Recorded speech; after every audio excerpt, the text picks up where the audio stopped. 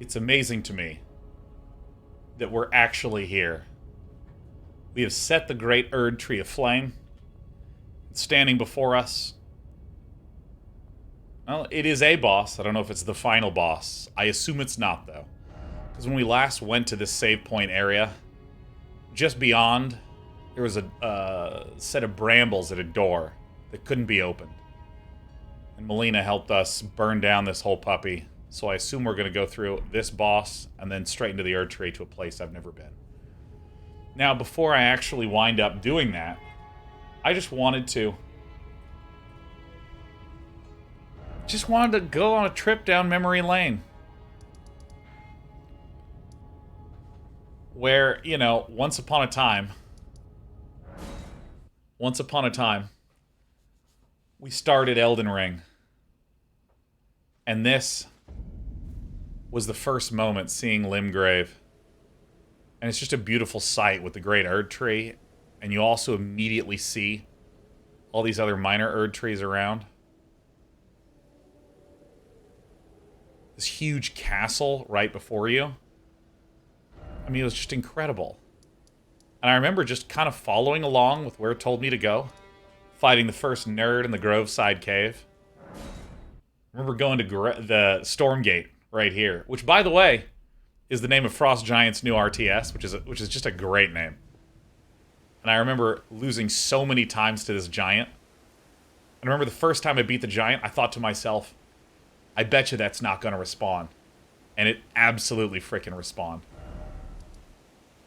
And this absolutely beautiful Castleward tunnel that I haven't been to for a long time, where we first encountered Margit the Fell. And I mean, to this day, I still think that this is one of the best framings in any game. Where the clouds just rush left to right. And the voice acting from Margit. Put these foolish ambitions to rest. So good. I remember there was a big moment for me where I sort of zigzagged up here. I died to the the giant dragon Agheel in the lake. And I started to feel a little concerned because I was like, man, is this just open world drudgery? Thing about open world is that, yeah, I get to do what I want, but I paid you money. You tell me what the fun is. You figure it out. Super Meat Boy, Celeste, platformers that have super tight level design. Hollow Knight, that has a beautiful, intricate, interconnected world. Factorio, that has deliberate gates and problems to solve to get to the future science packs. Like, where's the content that you created? You know, like, what's the experience you want me to have? And it was with Margit the Fell that I started to realize what was so nice about this. I started to wander around, down this way, went through the Weeping Peninsula, which really felt like one of the first times in the game I got to get that satisfying completion sense. I got to get that satisfying sense of completion. Because I was just going through, I was checking out each little area, wandering through each little spot, making sure I didn't miss anything. Where I fought my first Erd Tree avatar. And my god. I mean, earlier on I'd been teleported to Caelid, but the Tower of Return is the first moment when I kind of went, oh my god, this game is so big. Because it took us way up here to the Divine Bridge. Which I believe... Yeah, there it is. This is the Divine Bridge. You spawn right there. And it was the first time that I realized that the map was this big. And I just think that's beautiful, right? I hadn't really been up here very much, but I had this sort of sense that this was the scope of the world. And then I started to make my way through Stormveil Castle, and it immediately felt like Dark Souls to me. And suddenly I was like, oh my god, this isn't a game that is 90% open world and 10% dungeon. Or I was even thinking 95-5. I was starting to realize there is 3 times as much Dark Souls content in this game than in a regular Dark Souls game. There's 3 times as many bespoke, deliberately designed, challenging, tough, sequence-driven areas. and bosses. And there just also happens to be this other big open area. And dude, I just need to do this journey one more time. I need to do this journey. There was another, oh my god, hallelujah moment that I had while playing. I also think this game, now that the Erd Tree's aflame, keeps everything at night to make those colors just all the more rich. Stormveil Castle is a whole game in itself. Dude, Marskull, the number of people that I spoke to that said Limgrave, the Weeping Peninsula, and Stormveil Castle is what most companies would call a AAA release. You know? Oh yeah, we're definitely going to spend the first chunk of this game reminiscing before we go in.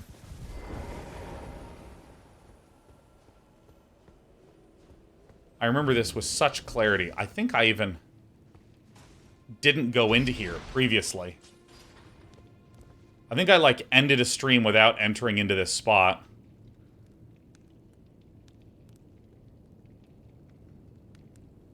God, I remember this moment. So crystal clear. So crystal clear. Where I had done most of West Limgrave, I'd done the Weeping Peninsula, and I just started to do East Limgrave, which felt way more threatening and way more scary because of those giant rune bears. Still not here. I even remember when I was exploring along here, and there's just those enormous robotic automatons. What? Oh, there it is.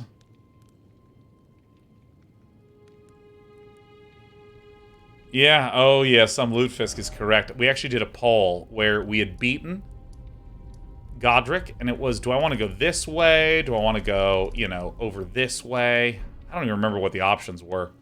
We started to explore this, and then this frickin' happened. And video games are famous for having loading sequences hidden in elevators. I mean, I even remember in Mass Effect, the Citadel, the elevator that's unnecessarily long. But this one starts to open up, and I'm like, dude, what are we doing? What is going on in here? And it was this moment where it starts to open up, and then you just see stars. When this happened, I couldn't believe it.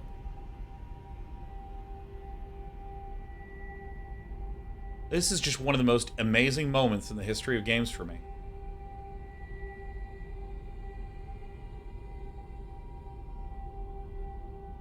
Where you realize it's not even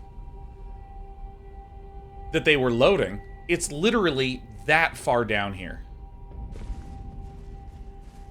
And then I think that the ceremony in this game where it goes Shifra River, it just dawns on you that, yeah, this isn't just a little cute hidden area. It's not just that there was a long elevator ride for a good view and a power-up. This is an entire section. I was in disbelief as I'm walking through here and I'm seeing enemies that I hadn't seen before. I'm hearing music I hadn't heard before. And already there's this incredible bit of ceremony in this area. Certainly have to pull this guy.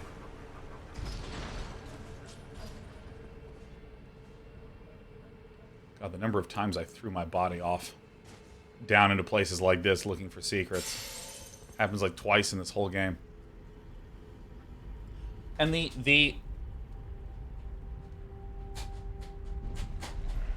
this moment where we walk up here and then discover that there's an underground map. I think the map is actually right here.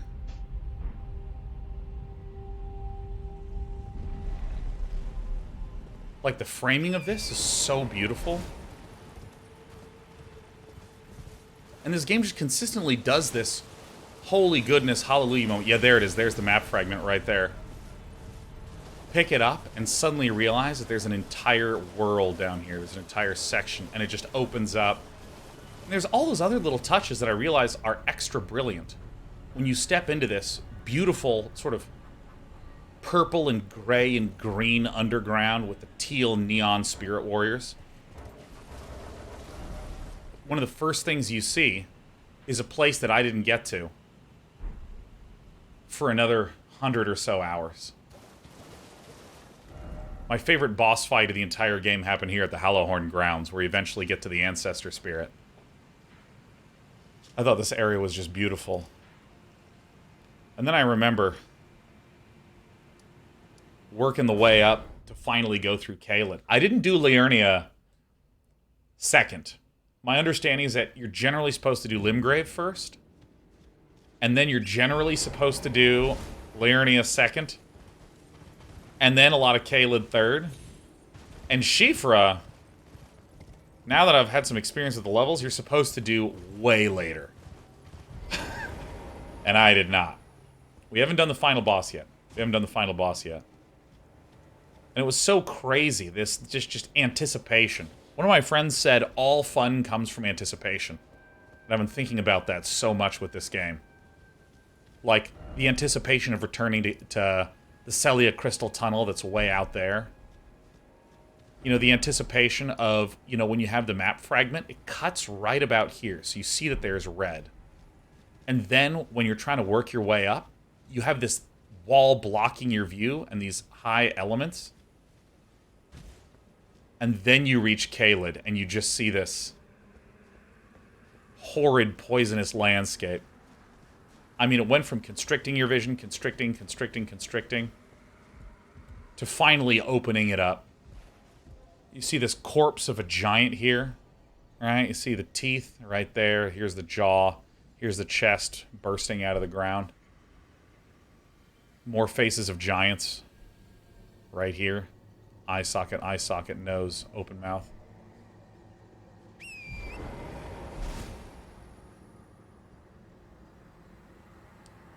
And it was right around here when it started to dawn on me that, oh my gosh, like all of these trees you actually get to go to, man. It's right around here you start to understand just the sheer scope of this game. Because, you know, you can see castles up here. You can see the Volcano Manor way over there.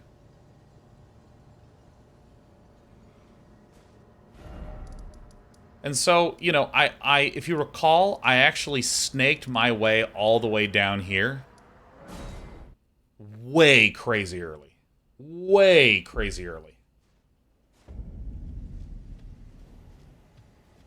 Where this whole Castle Redmane...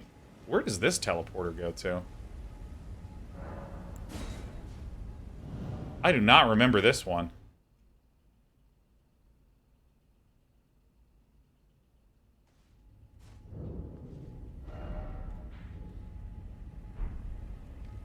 I have never used this teleporter before.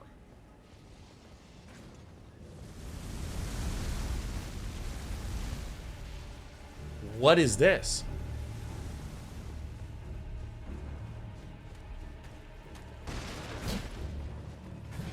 So when I went to Castle Redmane, I went there very, very early in the game.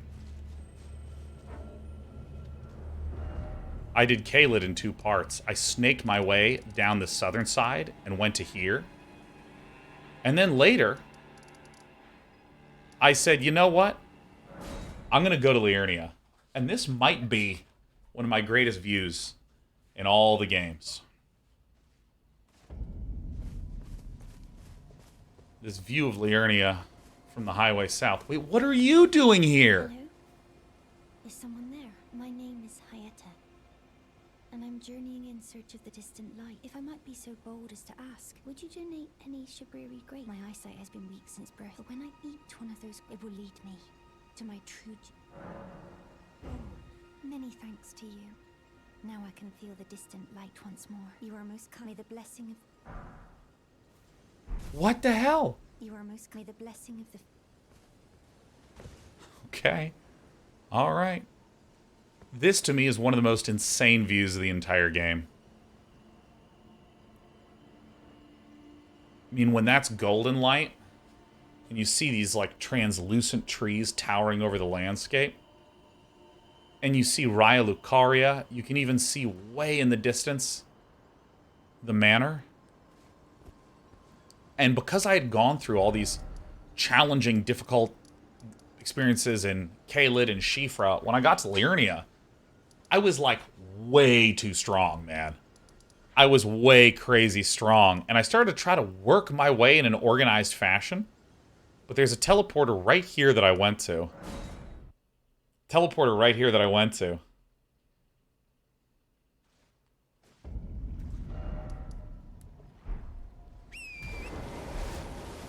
Was it this one? I feel like it was.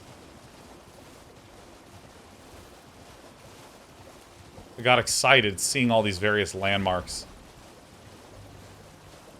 They were sticking up in the water. Because I was trying to think of how I wanted to, in an organized fashion, go through this area on the map.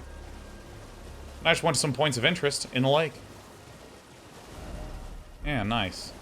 Oh yeah, there it is. And I mean, the views in this area were so beautiful. I mean, it's just incredible. So I remember... Oh yeah, and the great thrust of rocks leading up to Mount Gelmir. And so I took this kind of weird route through Liurnia. Liurnia, I remember spending a couple days snaking my way up and down and going to the academy and so on. Yeah, I got teleported here and decided not to go up north. But instead to make my way back down south towards the towards what I eventually found was the four belfries. And I mean, I think that at this point in time, there was a mental model I had in my head. I thought it was Area 1, Area 2, Area 3, and that this was the end. Many of you remember I thought that the world was a giant C shape. That you would start here and you'd begin to work your way all the way up to this spot. All the way up to this spot. And so, one of the things that kind of reinforces that a little bit is that, you know, you just can't really see past this incredible cliff face. And I mean, you know, I can see the manor up there. I can see some things, but I sort of had this idea, this loose image, that there was going to be like a fourth area up here, right? Because Liurnia is enormous, right? It's just so huge. But and that was my understanding of the world. I thought that this was the world. And then when I got to this moment, this was one of the holy shit moments in the game for me. I have gone to this moment and revisited it maybe more than any other. Maybe more than any other. And this, I didn't know what to do with. When you hit this place, and just gazing down at this, and realizing how unbelievably huge this area is,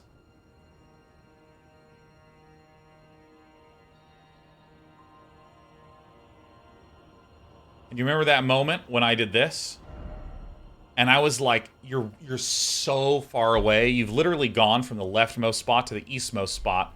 But it's the first time that, again, my view of the world was that it's a large sea, right? That this is the world, right? That you start here, go up, and come up here, and doop, there you go. And here's going to be the final area. And when I got to this place, I was like, holy shit. How big is this game? How big is this game? So I said to myself, okay, we got to get organized. And I started to move up and down all the different pieces and shards. Oops.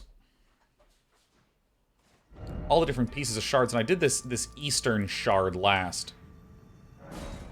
But I remember to myself, I was trying to look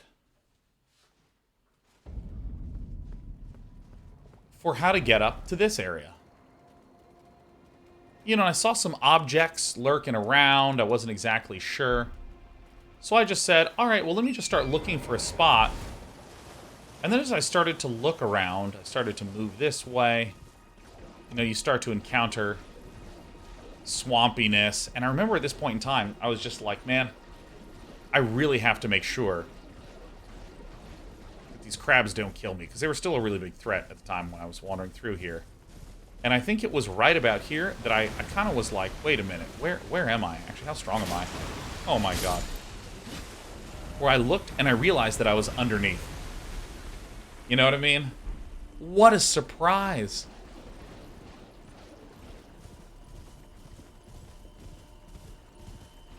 What an extraordinary surprise. To wander through this area and discover there's just like a whole bunch of content down here. The Albinoric village. Breathtaking. Tried to do the study hall for here, which is another thing that just kept happening to me, where I kept realizing this little area here takes up very little square footage on the map, but it extends way up tall, and there's like an entire dungeon in there. And I remember this moment where I started to work my way.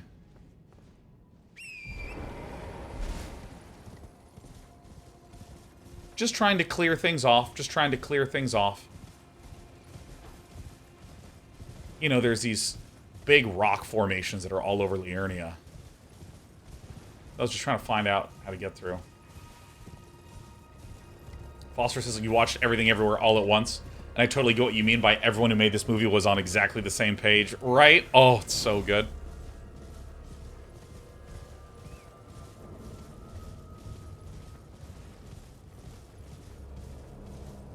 You remember this area where I was just like, wait a minute. This also looks like another place underneath. And again, I had been having this view for a period of time that this was the last area. So I did this, and then I did this. And I discovered Shifra, and then I did this, and I discovered Faramazula. And all of a sudden, I'm going, oh my god. How big is this game? And I think this is one of the brilliancies that is not a technical brilliancy. It's not an artistic brilliancy. It's a planning and design brilliancy. It's the idea of what happens in exploration. What's a fun feeling exploration-wise? It's, okay, I think I know where everything is. Okay, what's that over there? Wait, what is that? And then you look, and it's an entirely new region. And I remember going through here, exploring all these various points. And so what wound up happening, and the way I described this before, is that there is a feeling in exploration games when you first open the map in Skyrim and you go, holy shit. Oh my god, look how huge this Skyrim map is. But then you explore 1%, and then 2%, and then 3%, and then 4%, and then 5%, and then 6%. And there's at some point you've explored 80%, and you're doing 81, and you're doing 82. I never knew how much more of the map there was. And anytime I was starting to clear off an area, because you'll recall I did this entire area underneath. I did this entire Academy of Lucaria. I had done a lot of this side. I was clearing out this bottom area. I'd worked my way up to here. And I was still at a point where I had not explored this upper area. I still had not done that. And then all of a sudden I get dumped down here. We find the map. And I'm like, oh my god. And so already right there, upon seeing the map, I see that there's this other city that I can't get to up there. This other region.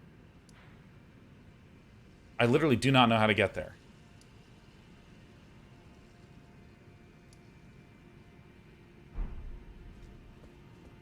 And so while that's happening, there's another holy what the hell moment that happens. When we wander this way,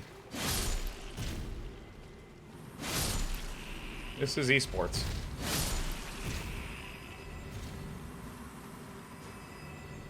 So lucky I did that.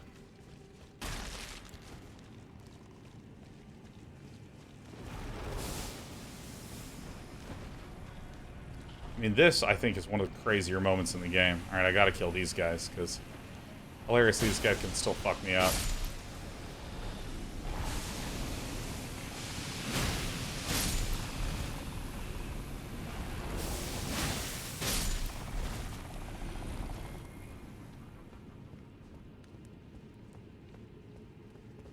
When you wander out here and first see this,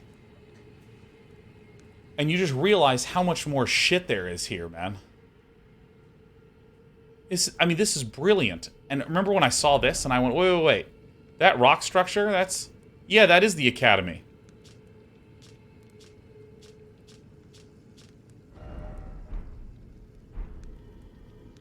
Like, that's so awesome.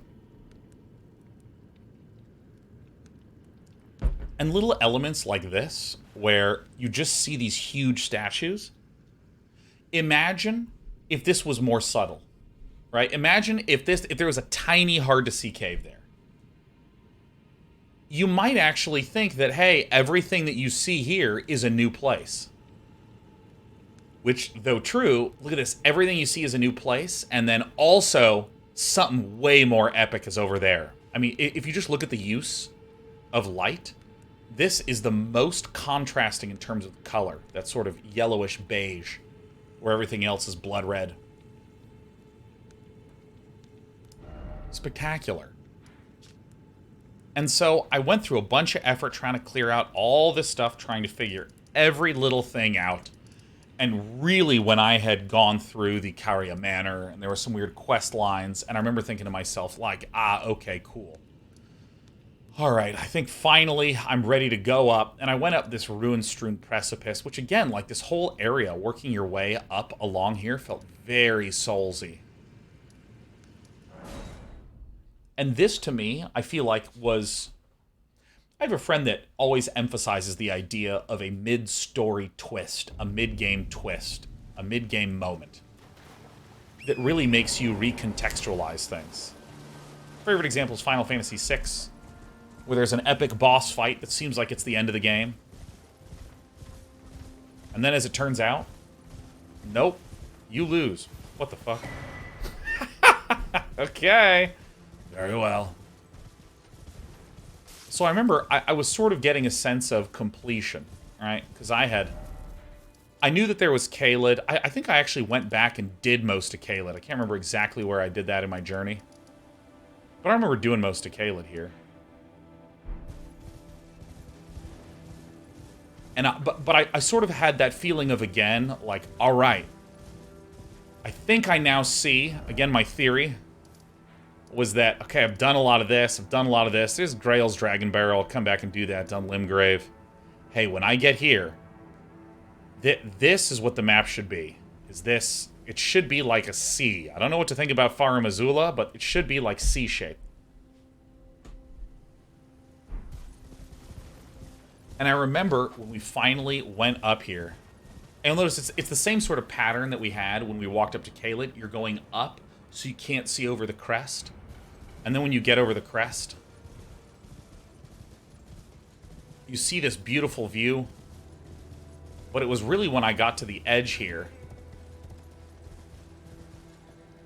that a second thing happened.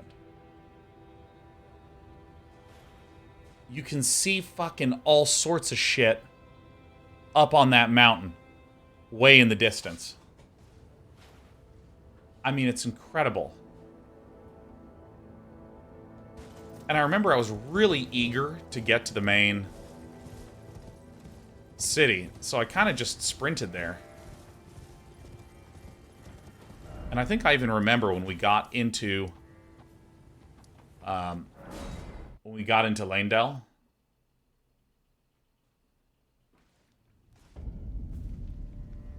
And I mean, you start to be able to really see quite clearly that there's shit over there, man. I also realized I didn't really explore this region very much. Might be a rock or two. But then I spent for frickin' ever in Lanedale. Like, just forever. Going way deep, way down into the subterranean shunning grounds.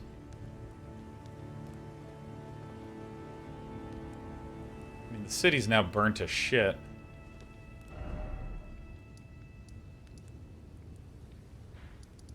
But I started to go, oh my god, is there this entire area up here now?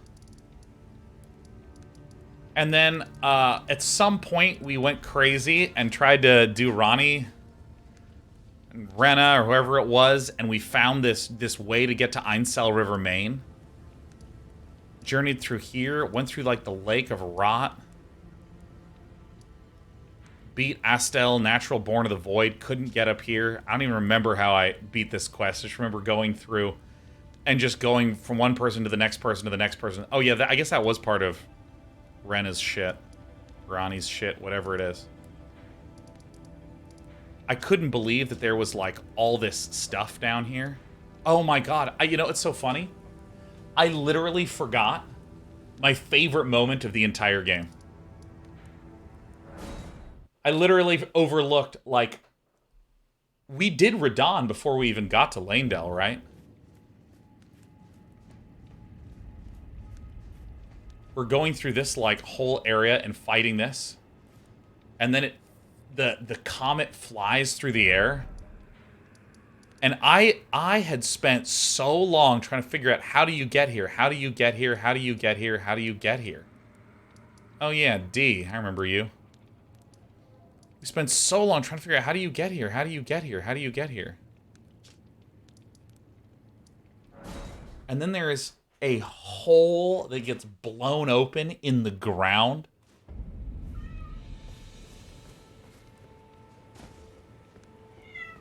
A meteor being held at bay. Can you believe how stunningly all these views hold up?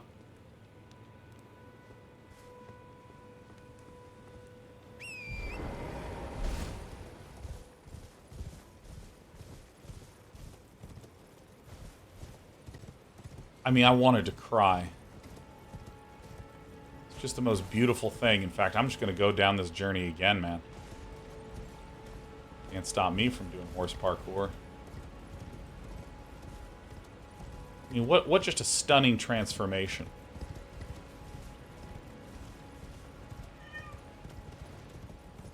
Sheriff, if you keep going, you're going to get the water.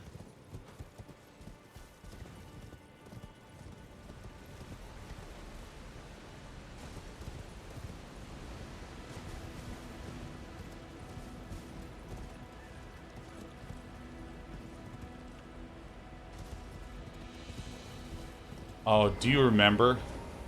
Do you remember this? When I got here and I kept checking and I kept going, oh my god, please, dude, please. Please.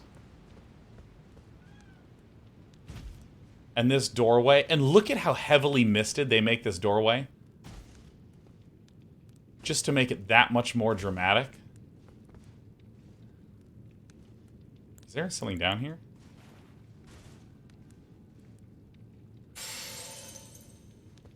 Death.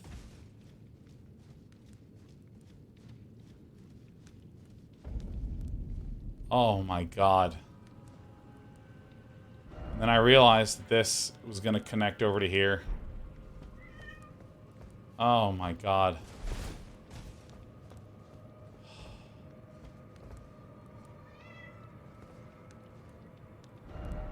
And then getting all the... I mean, to the Mimic tier... Getting all the way here was just... Hey, Sheriff. How many hours you put into the game? Almost 200, Zephyr. Being able to get up here. And I just love that ominous Mogwin Palace in the distance. Didn't even know what it was yet. Seeing all these areas. Oh yeah, Night's Sacred Ground that I literally... It took me forever. I literally... I was just thinking about it, and, like, I wound up revisiting this way, way, way later. And then, again, when we discovered Deeproot Depths, by getting into the Getting into Coffin City. And I remember, I'm actually wondering if I just misunderstood VFX. Because I recall this had a little arrow coming out of it. You know how these starting ones have little arrows emitting from them? I thought I saw something pointing in this direction, like pointing from left to right. It might have just been pointing at the coffin. But I started wandering around.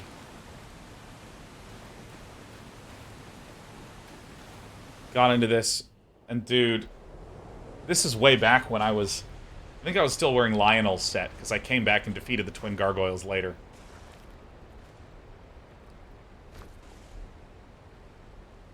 Sean Fine, Placidusax? Sure did, Mukiru. Sure frickin' did.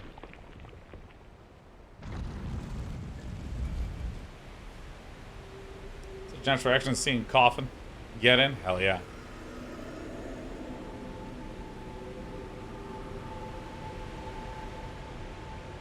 Beep beep.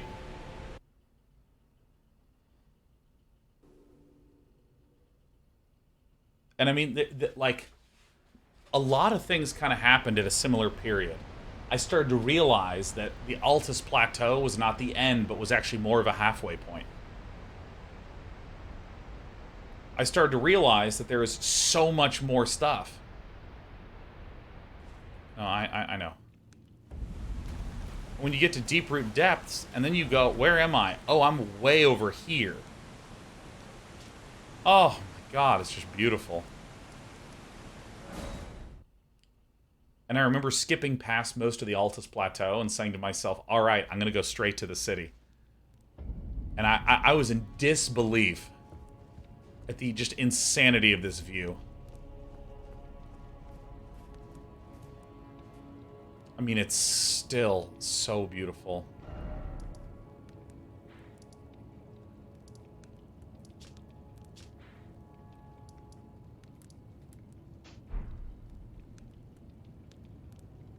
I couldn't believe that I could see a platform leading up to the Erdtree. It's like a promise that so few games have ever fulfilled. I didn't believe it anymore.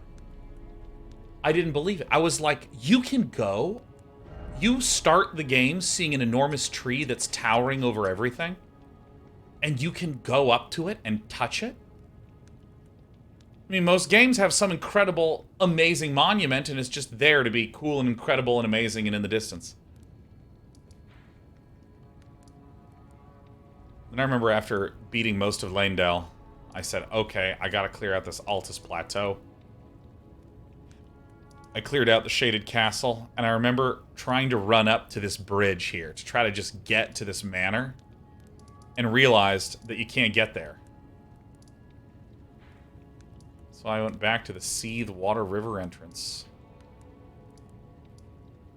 Right down here. And I love just this bizarre, twisting path. I mean, I just think this is like such a beautiful journey. All the way up and over. And then up and over to here. And then over to where there's this falling star beast. And then cross and finally to here. Just this, like, this gorgeous just spiral. Up into the Volcano Manor to probably my favorite boss fight in the entire game. Yeah, I was trying to rush to the map shard. Yeah, for any of you who don't know, Tanith shows up down here. Oh, you. Allow me some time. Our lord's carcass is not easily consumed.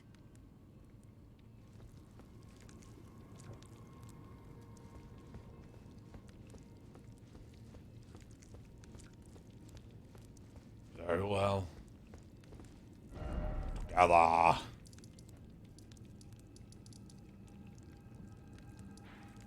This game just does such an elegant job of creating and building a sense of anticipation, right? I remember... Because it does this thing where it's almost like it's covering your eyes, and then it's opening them, and it's covering them, and it's opening them. You get to the Forbidden Lands. It's incredibly difficult to see anything at all. Everything's shrouded in mist. You're working your way up. so good.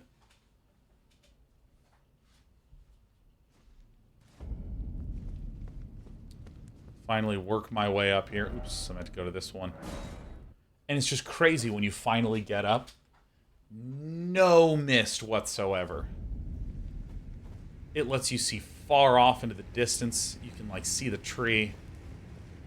You're at a higher elevation than you've ever been. And again, I thought to myself, okay, so now I just have to do these Mountaintops of the Giants, right? I just got to do this stuff. And the Haligtree caught me completely by surprise. I was going through all this stuff. I'd gotten it at the top of Castle Sol. There was the extra shard of the medallion. It's the secret path to the Haligtree. I'm actually real curious if I can see the Haligtree from up there.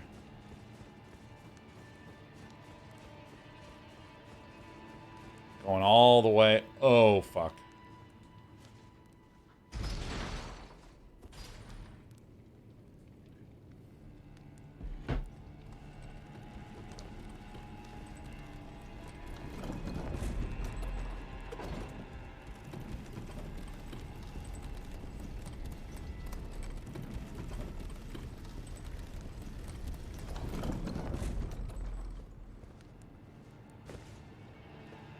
Oh, I can go up even higher. Brilliant.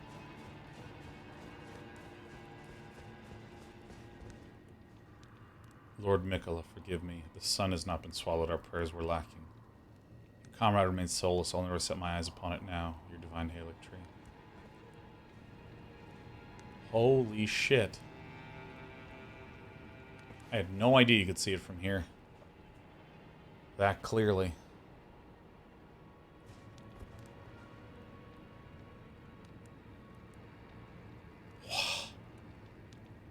Dude, it's so amazing. I mean, that's actually a sun ray that you're seeing there. I can't believe it. There's the Haligtree right there.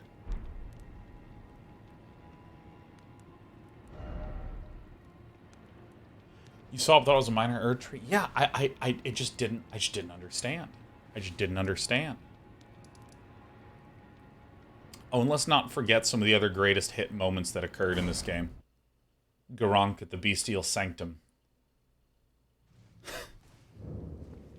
Where one of the things that I typically like to do whenever we're getting ready to start a broadcast, I like to get a good view and then just sit and hang out.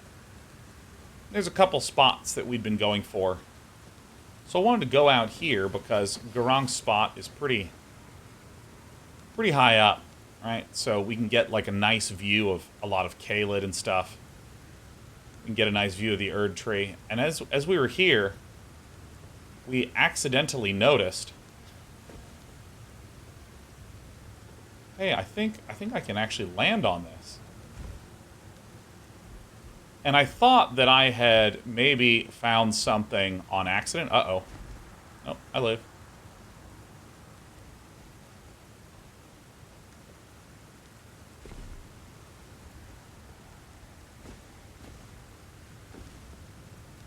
And there's this moment where I was like, holy shit, I mean, this is... Am I supposed to even be down here? But then look right below me. There's an enemy. There's an enemy. And there's unique items. And stuff you can collect down here. And I was just like, holy shit, how fucking big is this game? Like, there's a moment where I think I was wandering here, and I think there actually are some birds up here. Or gargoyles. You know, those little whelpy bastards. I don't know if this is how I got there before, but this is how I'm going to try to do it now.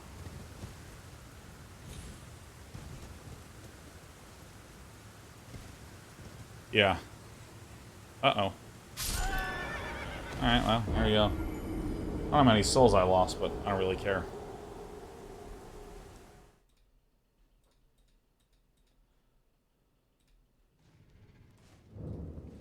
All right. That was an insane moment. There's also this ridiculous moment of the... Let's see if I can remember the path to get there.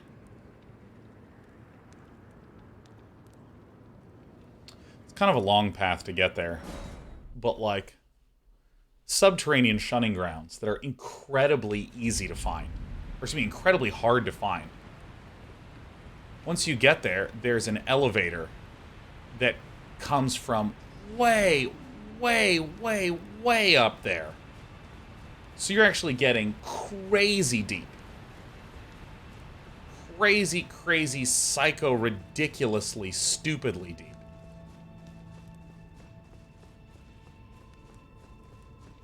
And underneath here, we fought Mog the Omen.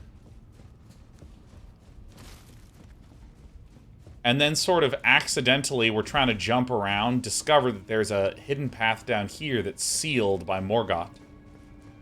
You kill Morgoth, and there's, like, yet more stuff deep, deep, deep below, allowing us to eventually reach the Frenzied Flame prescription.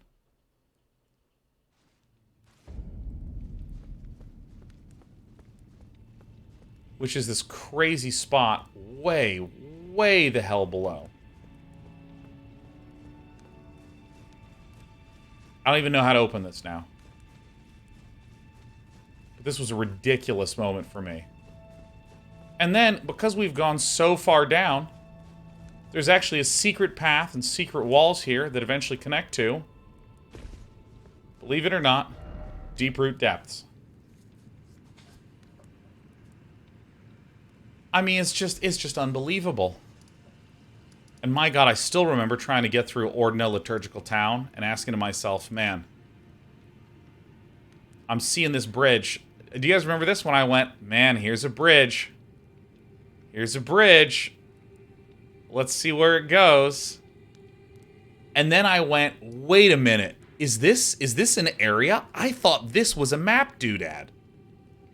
You know what I mean? Like, we have all sorts of doodads all over the map, you know? You get some, like, little nerds in boats, you know? You get something like this. You get these sort of scrawly things. You know, I thought that, like, maybe it was some sort of elaborate-looking compass, even though I have this one here. This one's like a UI compass. Like, as I move the map around, my compass comes with me. I just looked at this, and I was like, oh my god. And then when we go from this Ordna Liturgical Town to suddenly this Haligtree canopy, I was blown away. I mean, I couldn't fucking believe it. I just couldn't believe it.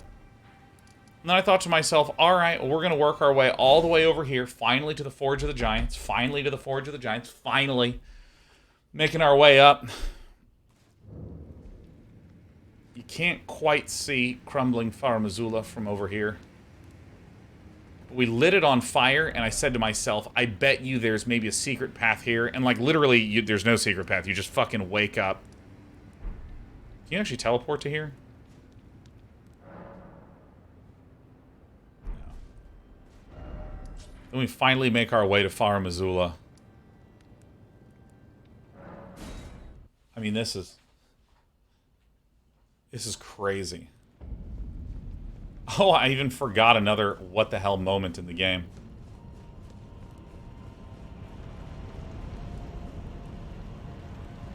This tornado stresses me out so much. But is also at the same time so cool. I mean, I cannot even wrap my head around this.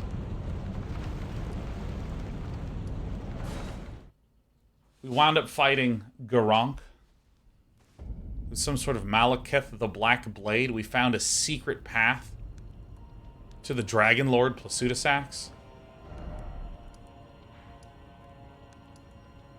You know, it's funny, even before then, you know, I go up here and I do the Haligtree, and then I said, okay, why did that happen? Because we started here, we worked our way up, landed here, then we got to Ordna, and then we went straight across. So I said, alright, let me start over here and let me zigzag my way up like this, and we found this little teleporter. We found this little teleporter. And you know what? I want to relive that moment too.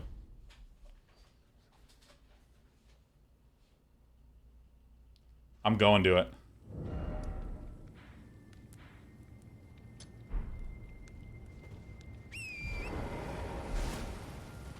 Really hope you binge Vati's lore videos once you finish the game. I can't wait. I cannot wait.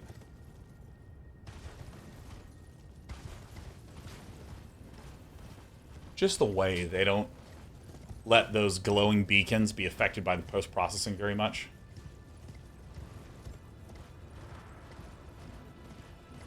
It's so funny. We already encountered Hyetta, who's like, "Excuse me, do you have some Shabriri grapes?" Like, I'm certain there's something up with her. Like, if we keep giving her grapes... I mean, she said she wanted to be a finger maiden.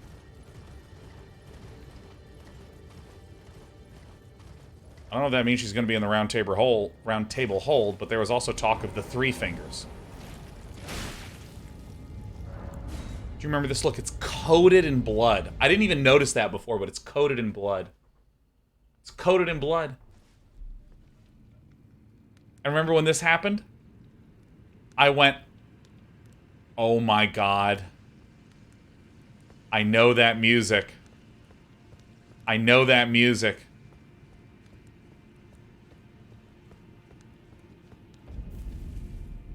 And then this happened, and I paused, and I was like, oh shit, I'm fucking over here.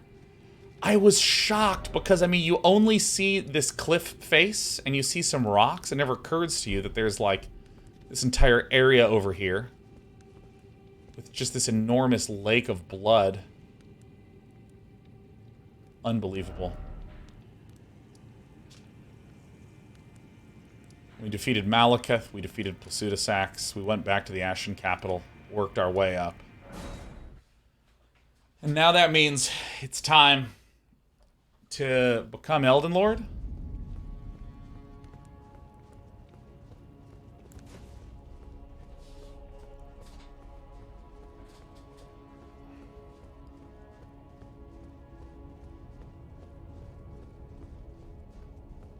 Wow.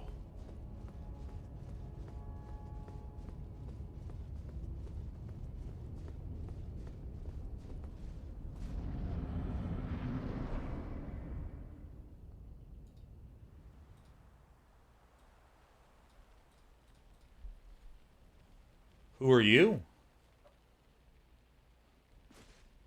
Who are you?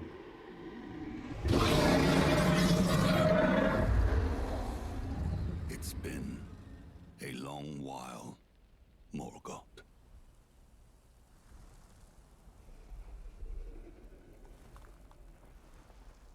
Jesus. Is that just the torso of a lion? Long and hard didst thou fight, tarnished warrior, spurned by the grace of gold.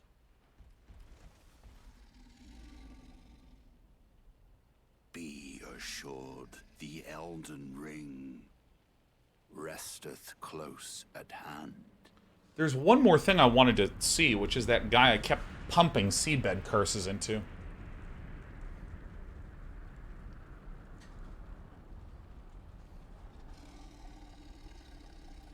Alas, I am returned. Well, time to hold my shield up and just stab this guy repeatedly. To be granted audience once more.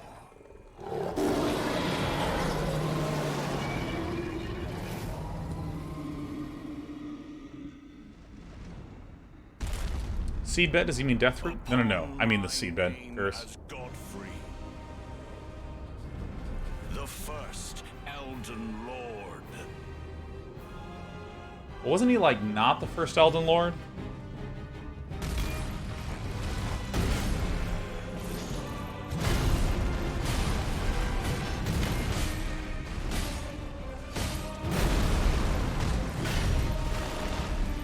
Alright.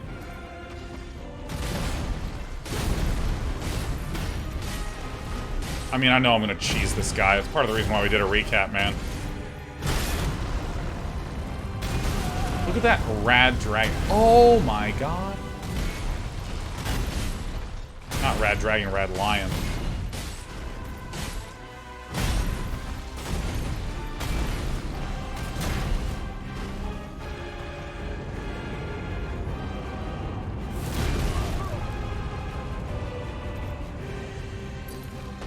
Oh shit.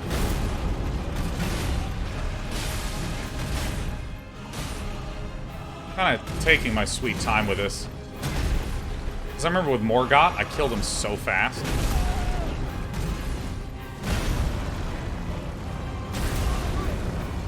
Oh, I see. Oh, yeah. That's this is a brain error. The brain error is as follows. If you take damage,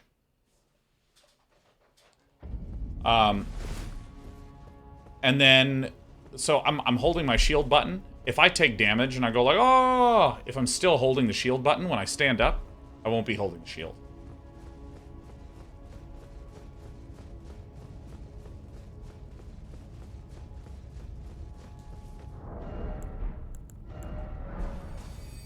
Bow.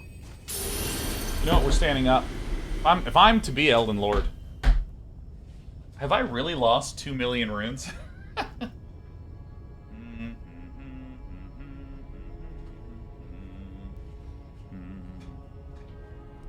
It's a lot of perma-runes lost. You know, it is and it isn't.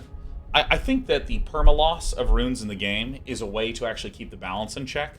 Because, like, let's imagine that you're in an area, you fight, and then you keep all your runes and you die. And then you fight and you keep all your runes and you die. And you fight and you keep all your runes and you die. And you fight and you keep all your runes and you die. And finally, you're strong enough to beat the sequence. Well, it means that the designers, after that sequence, have this huge band of how strong you can actually be. By causing you to perma-lose, it narrows the range of possibility.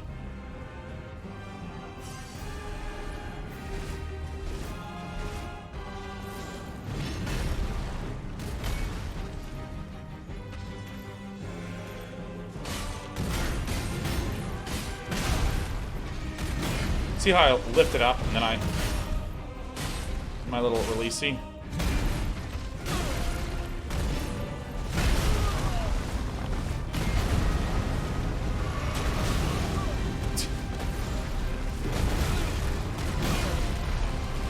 Dude, I am getting shit on.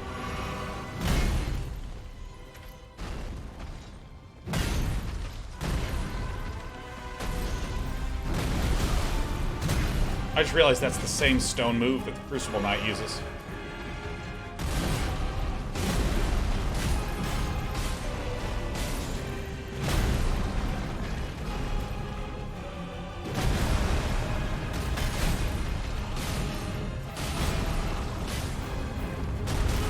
Oh.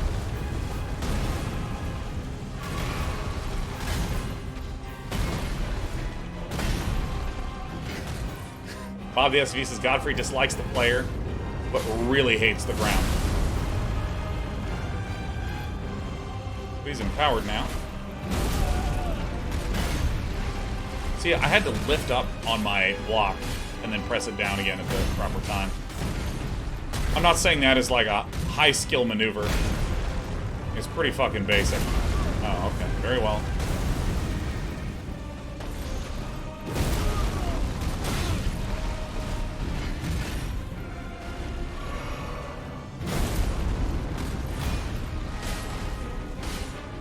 Alright.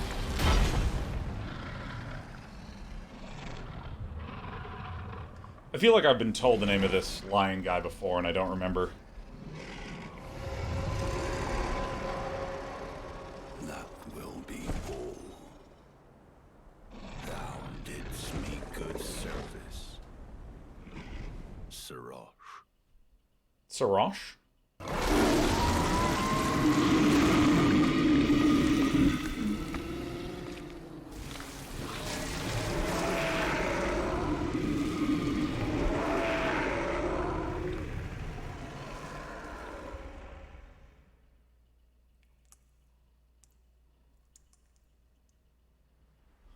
Very well.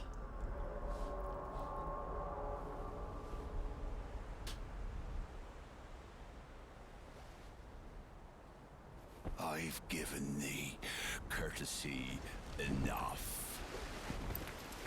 These people always say things like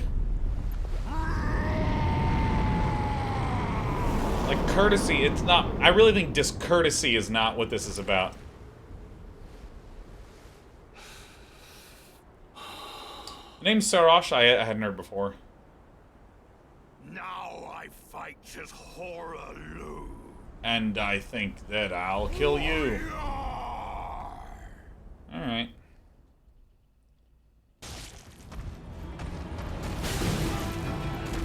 Oh yeah, it is a grab.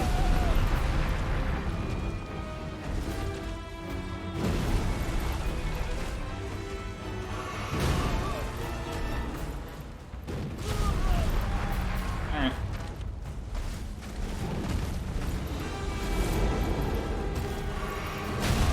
Oh, I thought it was rolling.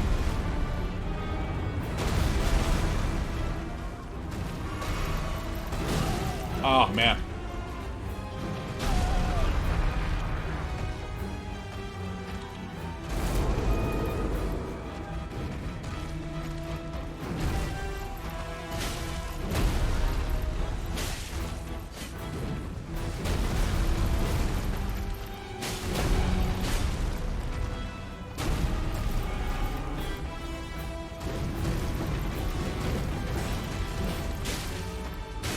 I feel like I kind of recognize these moves. Oh, I thought I rolled!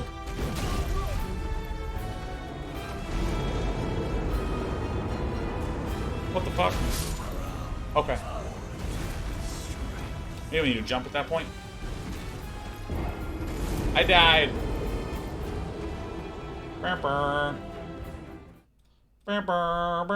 Yeah, Zangi 2.0. You know, I was like, well, someone else watched the Street Fighter 6 announcement too. How does one pronounce Hora? I think it's Hora. I think the way I pronounce it is the way to pronounce it.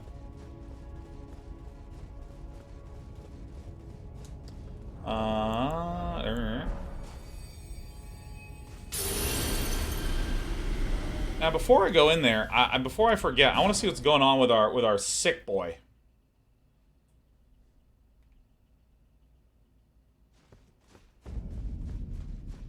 You know what I'm talking about? Our coffin guy? Our coffin pal?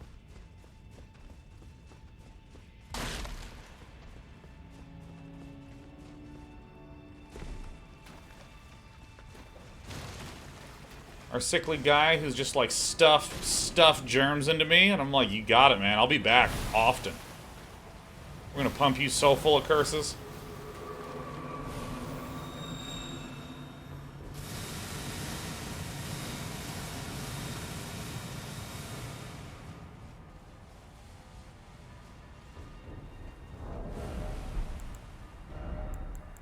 Where's the stupid thing that I have that I need to get rid of?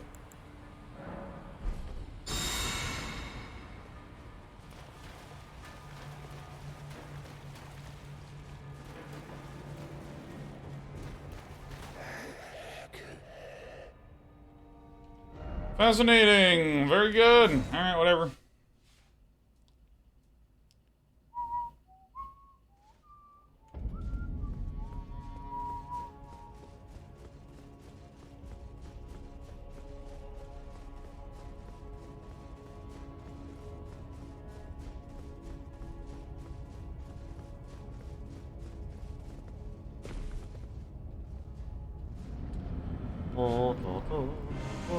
Alright. Alright, no, I have the strats now. I have the strats.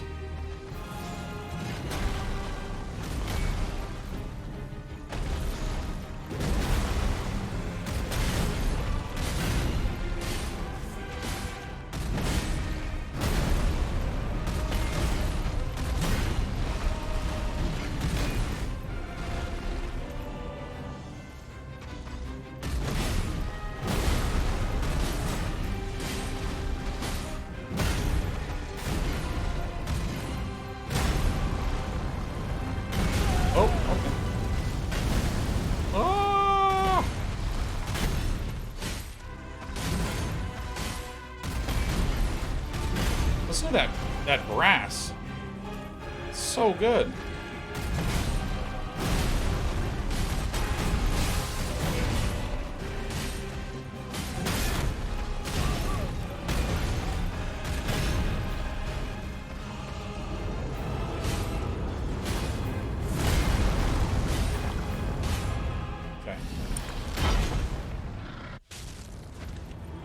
Oh, fuck. Oh!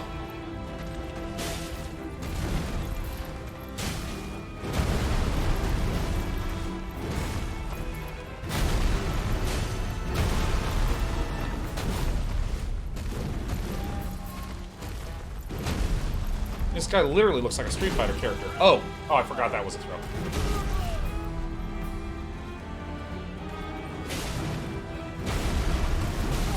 Okay.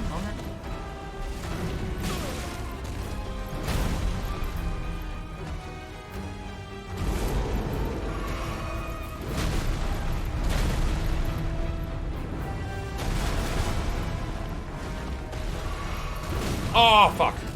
Dude, I need a drink a little faster.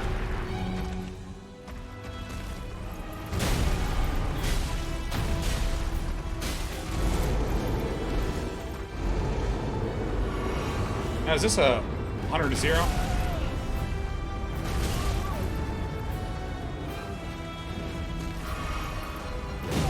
Ay.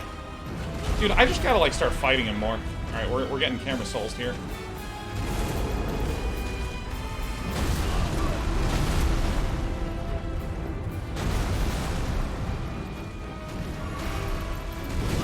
Fuck me, I didn't roll at the right time. Ay.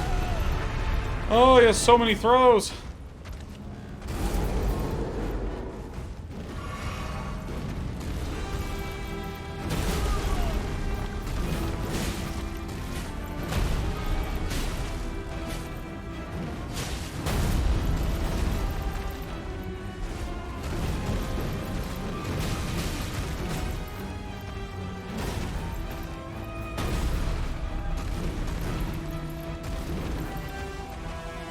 Fuck you! Every time I take a drink.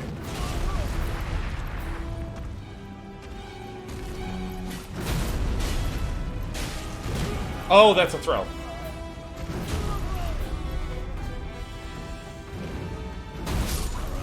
Alright, yeah. Ay. Input scanning. Alright, I'm getting some water. Okay, oh.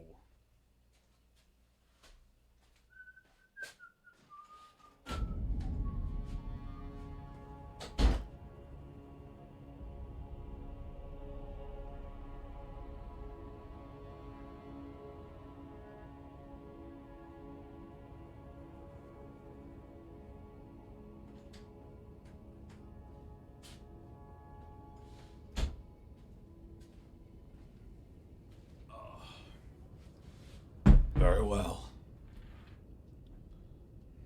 Alright, so let me just make sure my talismans are good. Yeah.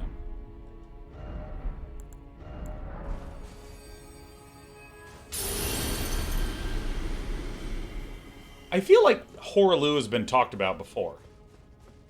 Maybe I'm full of shit. It's like the only non-R, non-G, non-M name. Non-S name. What a Dreslin.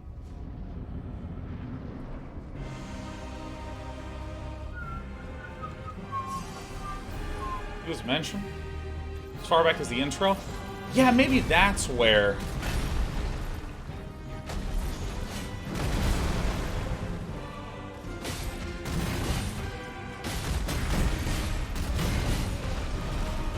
Yeah.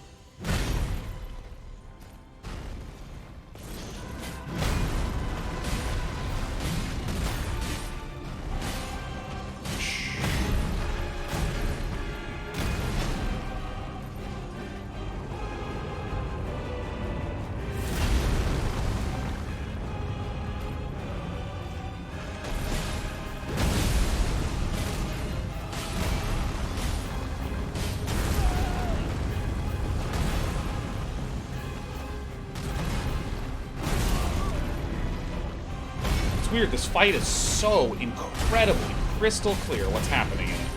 Like, it's one of the most readable fights ever.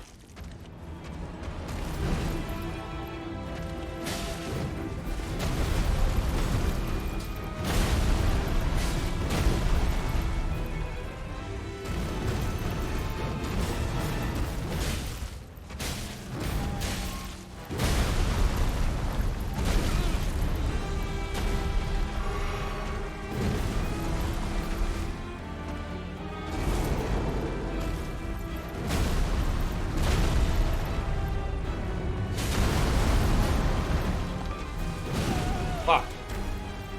Why the tracking break? Where am I? Lost myself.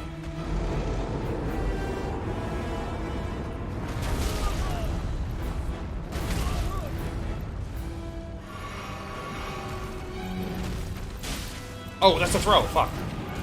I recognize it way too late.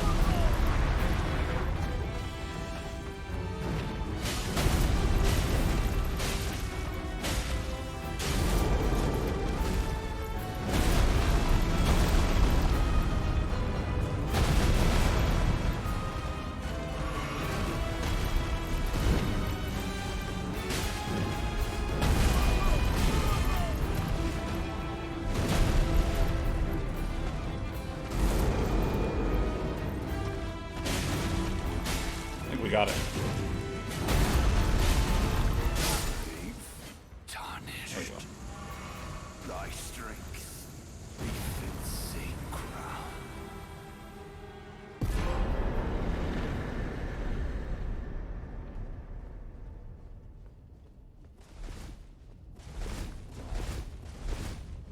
You know what? If there's one thing I learned from that fight, there's one thing I learned. Really, there's one takeaway from all of this. It's that I need more endurance. Let's see if we can end this game with... Actually, you know what? Of course we can. Of course we can.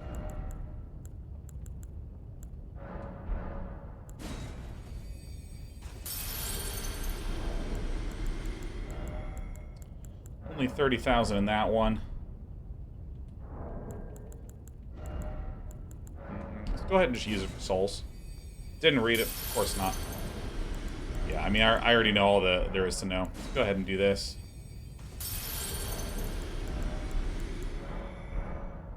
I mean, some of you are like upset, but here's the thing. Here's the thing. Like some of you are just like, oh, this is hard to watch, right? Like, what on earth is Day 9 doing? But it's for a good cause. It's for a really good cause. Because if you look at my status, I need 22,000 souls. I mean, like, oh, I have 9 of these? Good lord. Mm-hmm.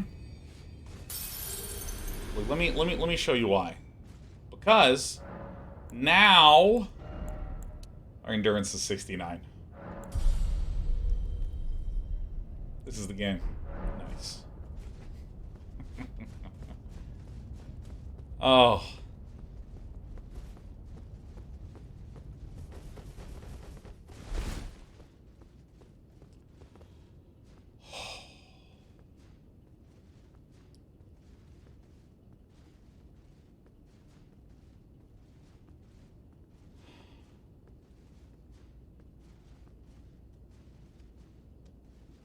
I mean, this is the end of Journey.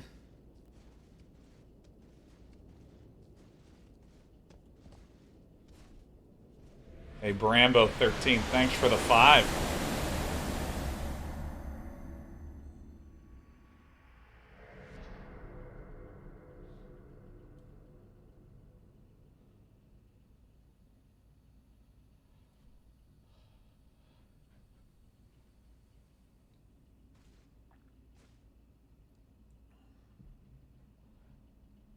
Oh my god.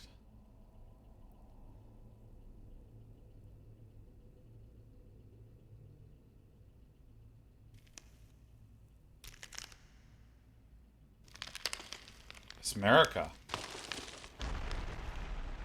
It's America. We've been seeing those statues. We saw statues, we walked up. That's what the stake of America is.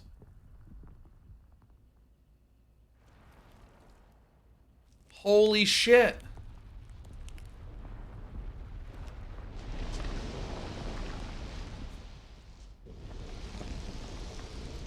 I just said America. Stake of Marika.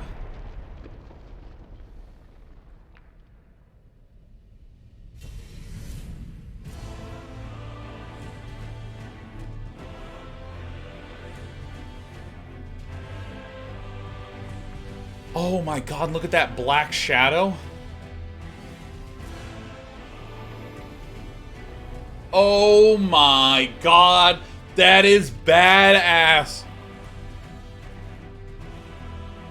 It's not, it's Radagon? Never mind, ignore me. I'll fucking hold the block button and stab you.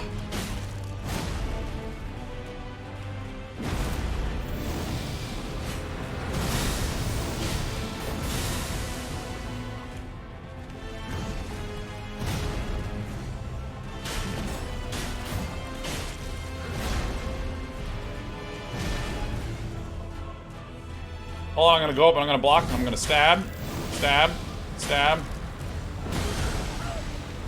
It's a throw.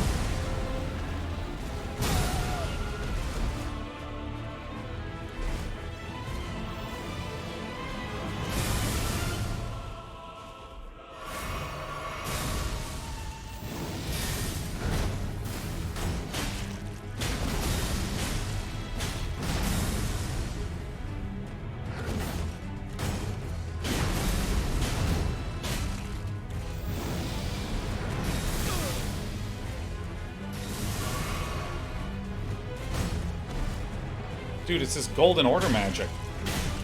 We've been getting offers of this shit all game long.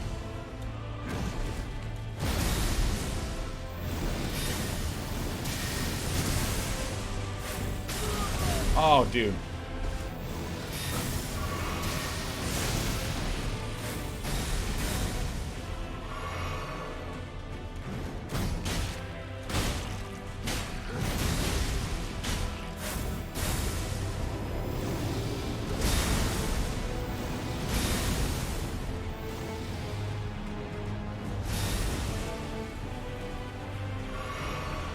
Dude, this is beautiful.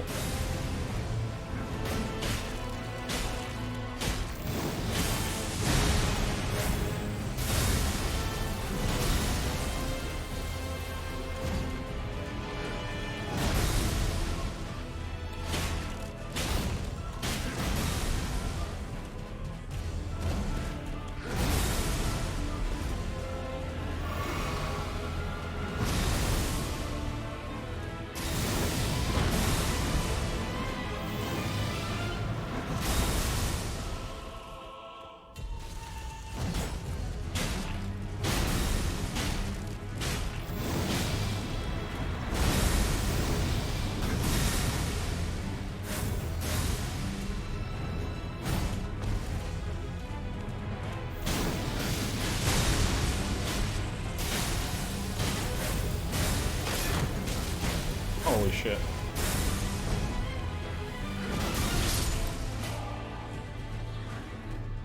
Okay.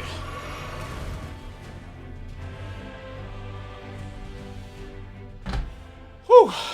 Moscow says, Sean, excuse my French, but that shield was bullshit. You have no idea how hard that was for me. I had to, like, lift and unlift and then redepress, like, the same block. It was crazy.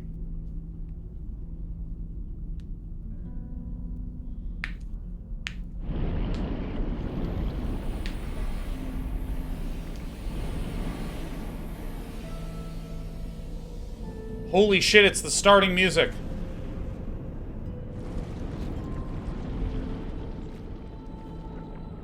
This is what happens when you're having a conversation with someone that you're really into and they're into you, and your friend makes a joke and you just want to, like, put your hand on them and push them into another dimension. Fuck off. I'm having a special time here, man.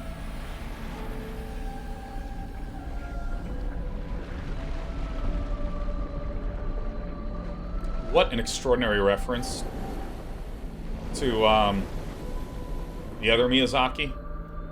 This is the same look of the forest spirit in Princess Mononoke. Design is really, really similar, yeah.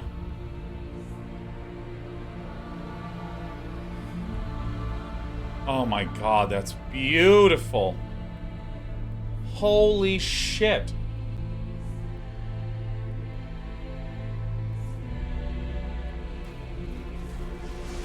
I want to cry. This is so gorgeous.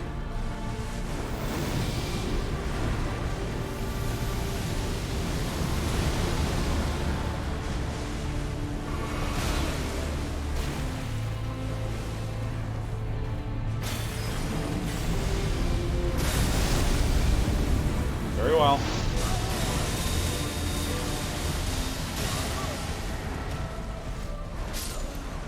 All right.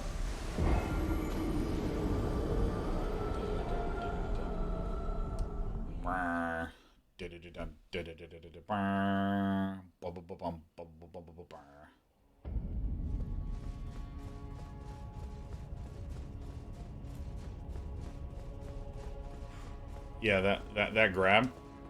This thing is fucking insane.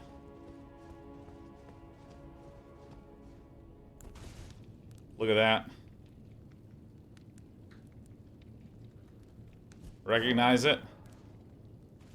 Recognize this? It's crazy.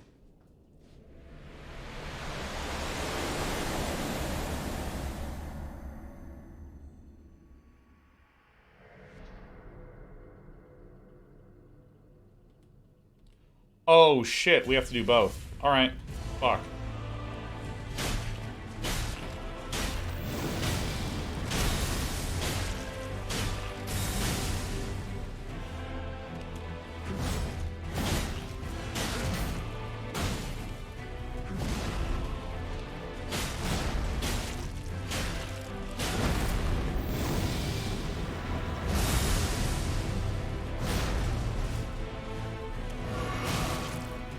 Turd.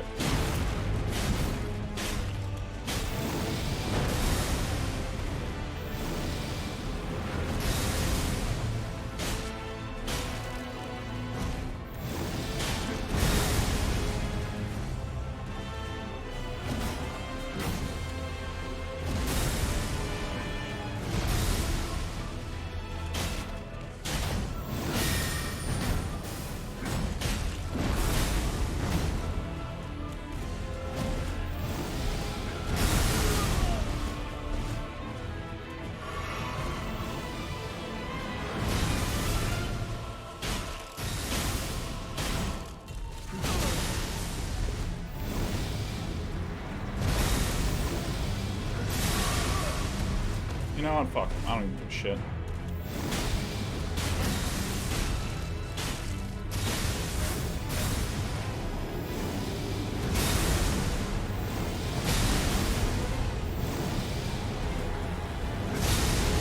Oh, he'll change directions on it. Got it.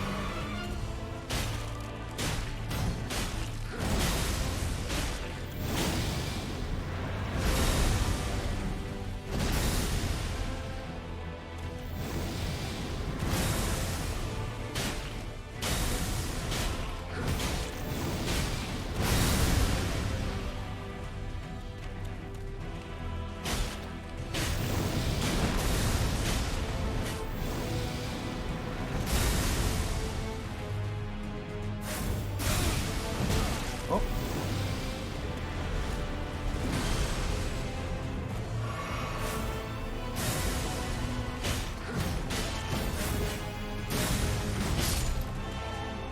Okay.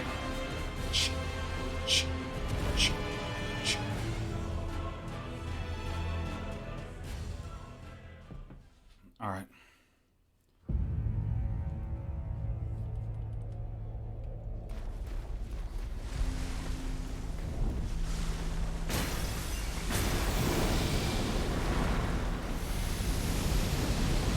What's going on with my camera?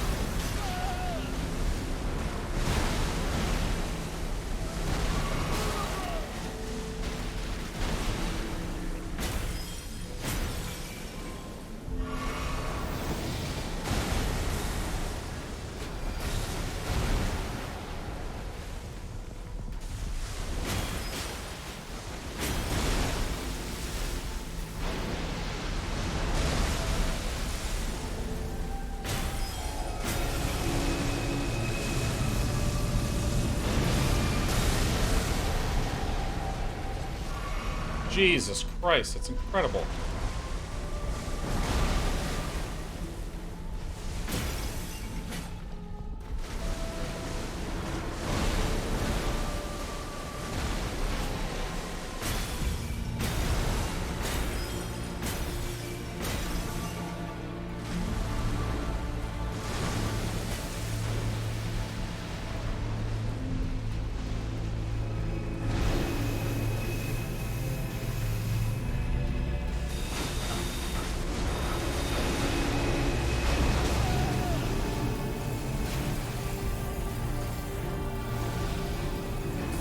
What the fuck is even happening in this game? Is this death? Okay, yeah, dude. Oh my god. I mean, that was unbelievable. I lost track of where the hell he went, man. My camera was like, ah!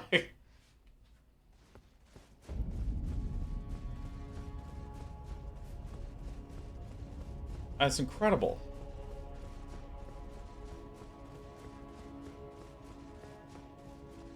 Is this really the final day?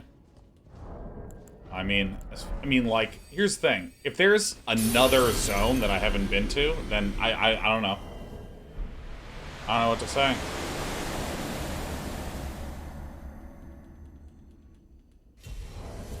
Oh, shit.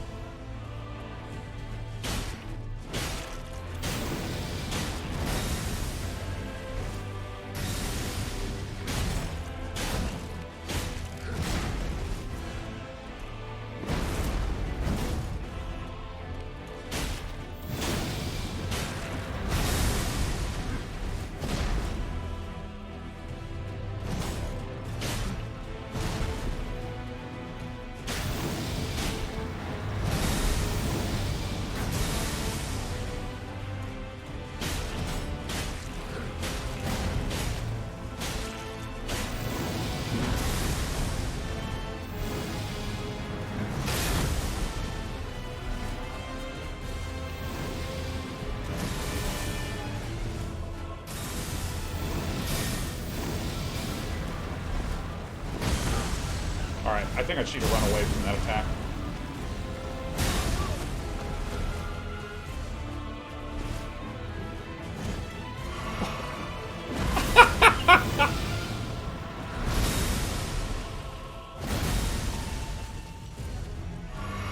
That was some fucking puckering stuff right there. That was so funny.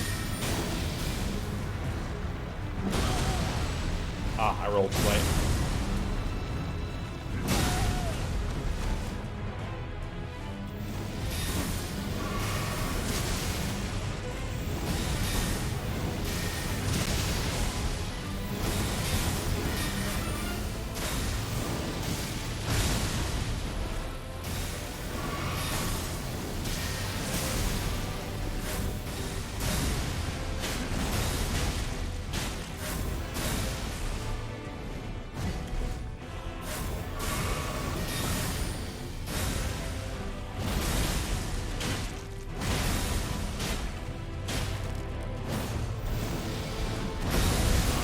Oh, shit.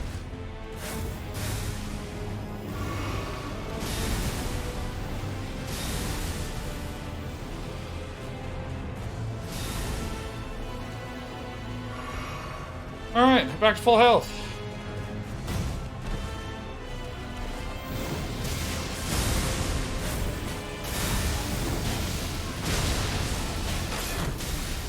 Oh, shit.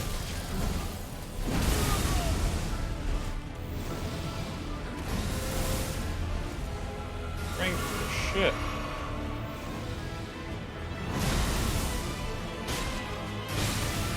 This is like 10 times harder than the other times I played against him.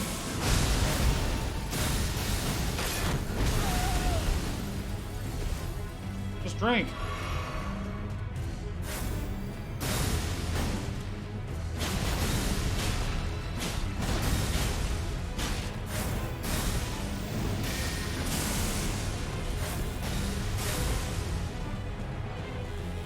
If I beat this guy, I feel so lucky.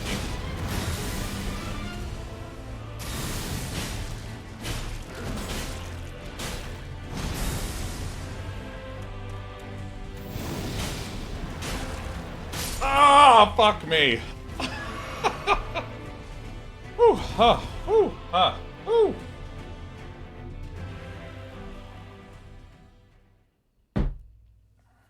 Sad be 107 months in a row, says another prime number achieved. Hell yeah. Alright.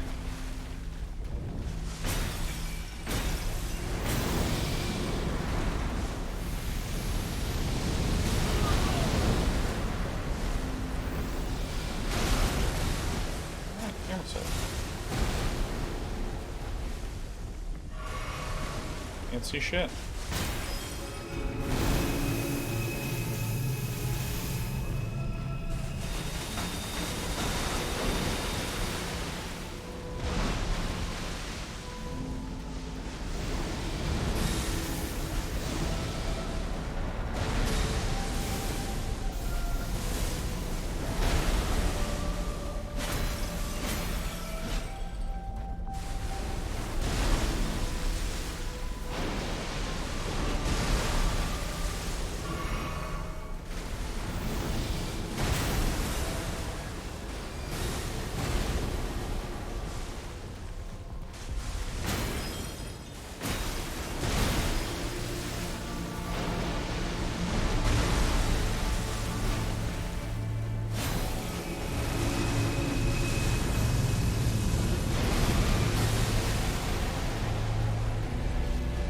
So beautiful, but I really want to win.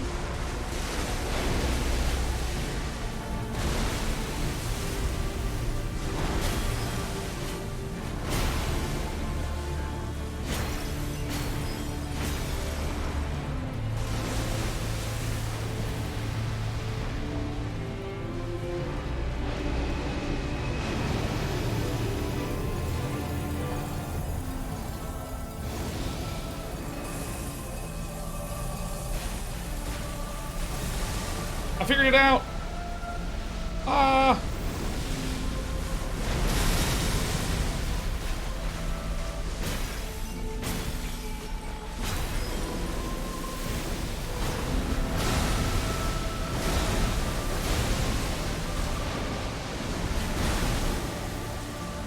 Shield is good, shield is good, shield is good.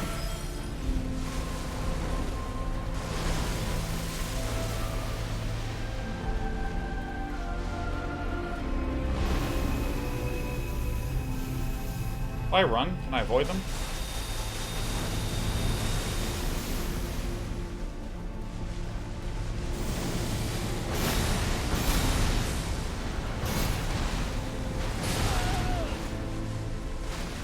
Alright, this is it.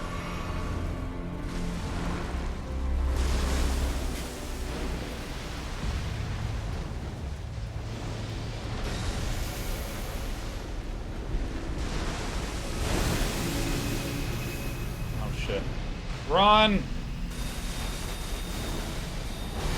Oh.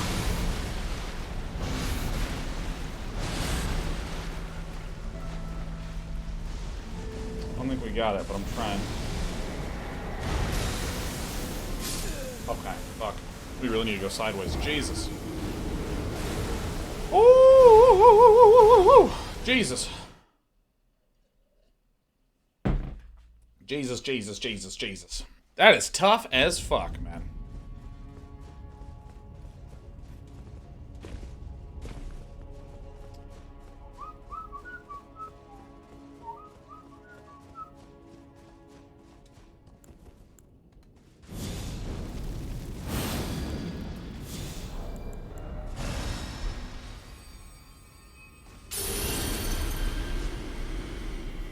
All right.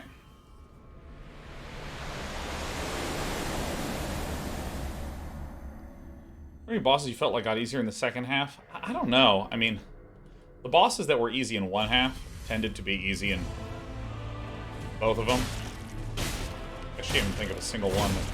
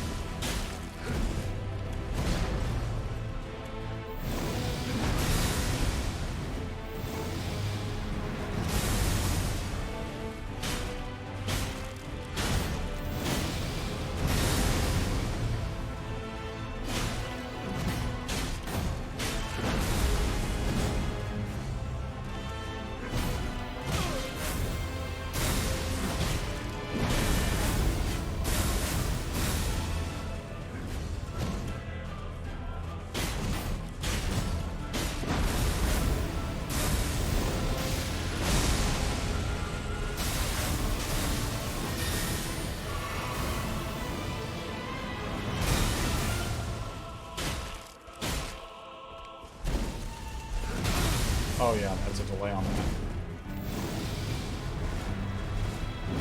Oh, fuck, it hits? Jesus. Roll, you fucking asshole.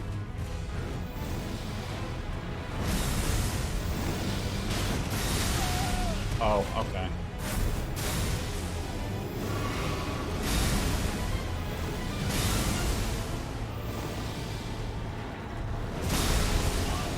Fuck, shit.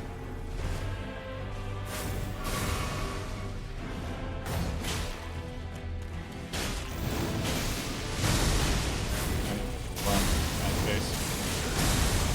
Shit. Kill me. No problem.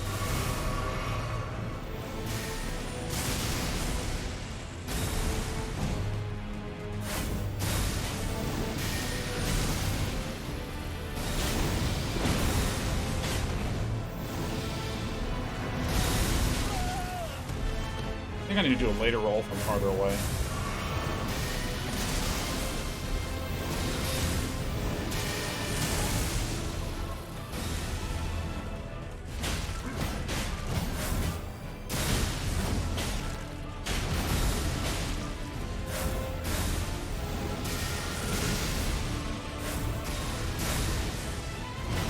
Alright, well I think I got him.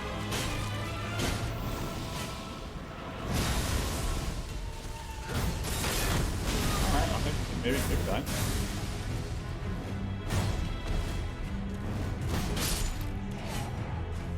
Drink! Drink! Oh. Dude, Jesus.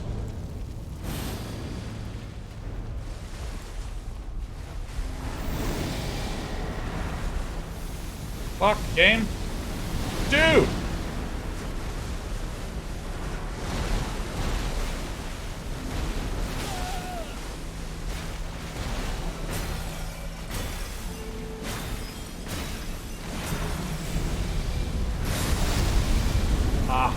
Timing sucks.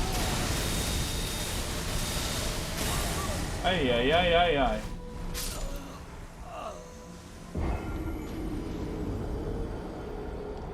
God damn. God damn. Alright. Man. Dude, it's that first thing. I need a not camera lock at the very start, because there's just that huge burst of flame.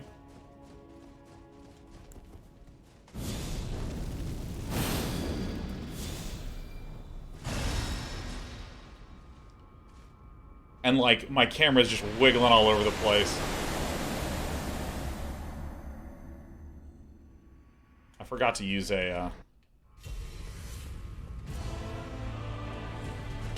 rune art. It's alright.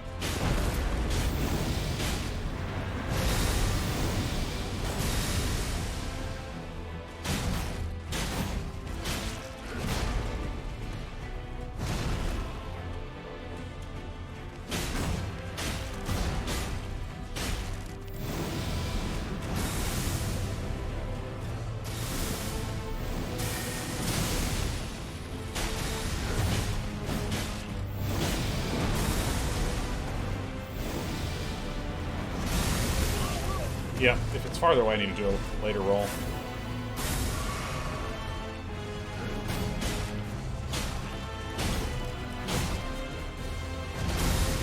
think this guy doesn't actually have phases. I think he just, like, slowly unlocks better abilities as his health gets lower and lower. Or let me say, he doesn't have a phase 1 and phase 2 is actually what I mean to say. It's like, literally what I just described with phases.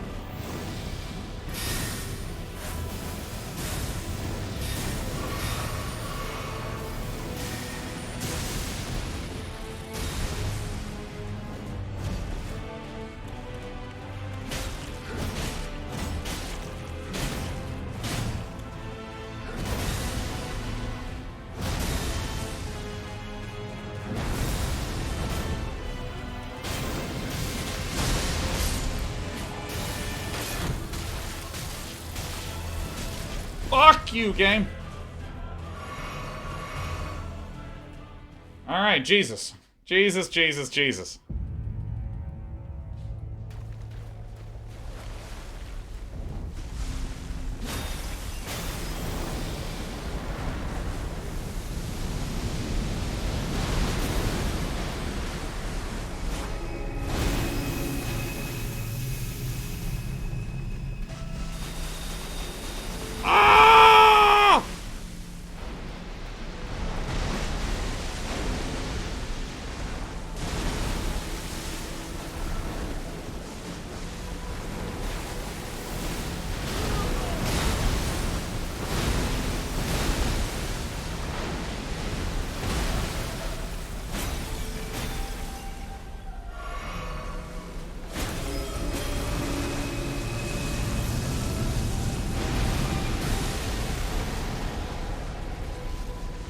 Okay.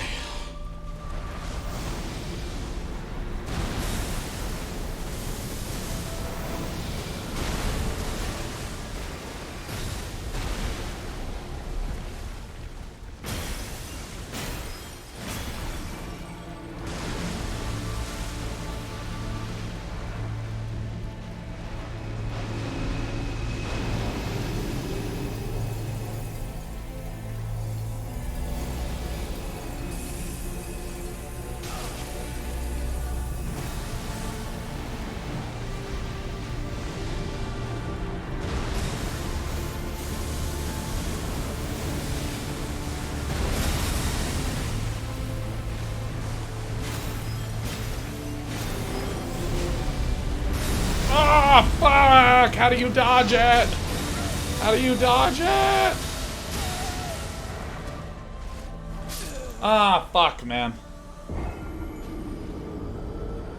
It's so hard. Oh my gosh. Oh, God. Ay, ay, ay, ay, ay.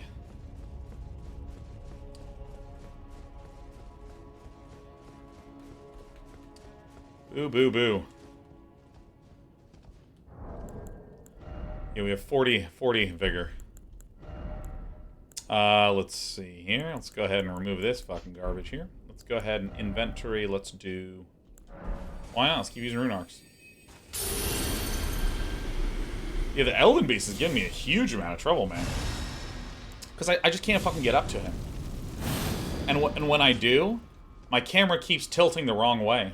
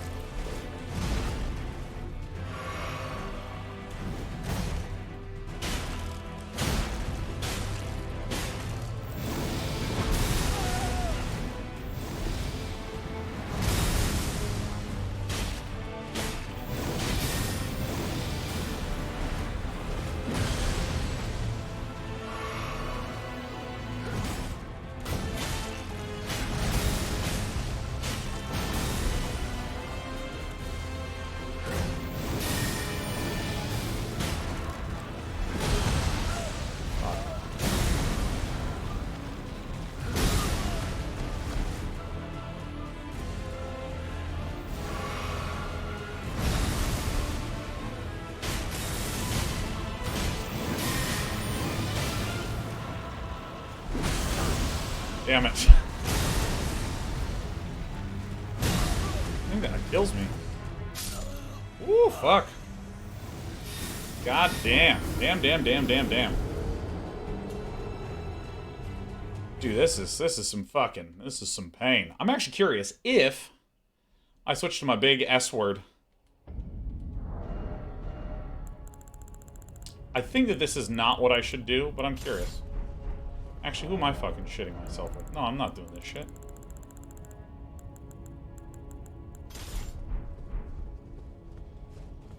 Alright. We still have plenty of time to Elden Ring it up. Plenty of time.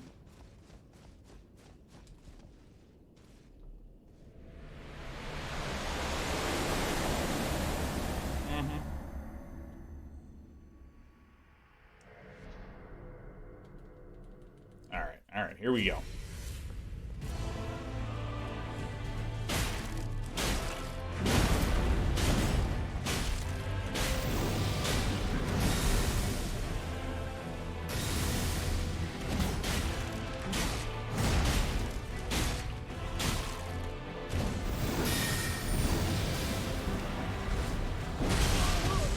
Fuck me. My timing. I need to just actually pay attention to that timing.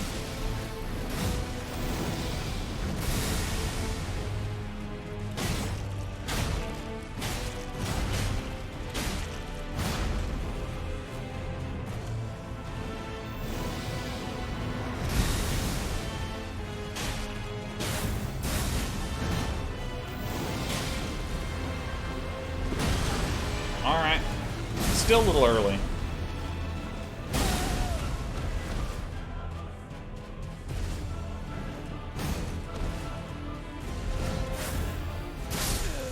Alright, fuck. Yeah, I mean, the timing that I have on the roll for the dodge is, like, super wrong. He just, like, sits there, and he's charging up, and he's sitting there, and he's charging, and he's charging up, and then I, like, roll, and then he picks me up and fucking kills me. It's so terrible.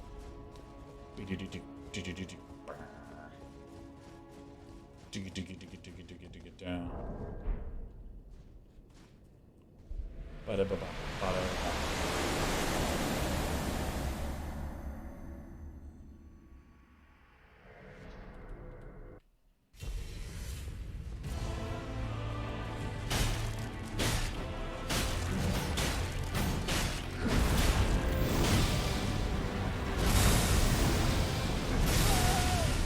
Rolls a little late on that one, always.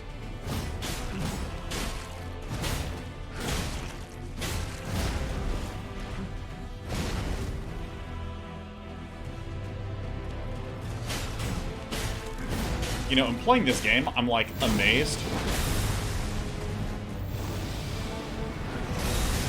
that I used to play games like Demon's Souls, where the walk, the boss, was, like, 10 minutes.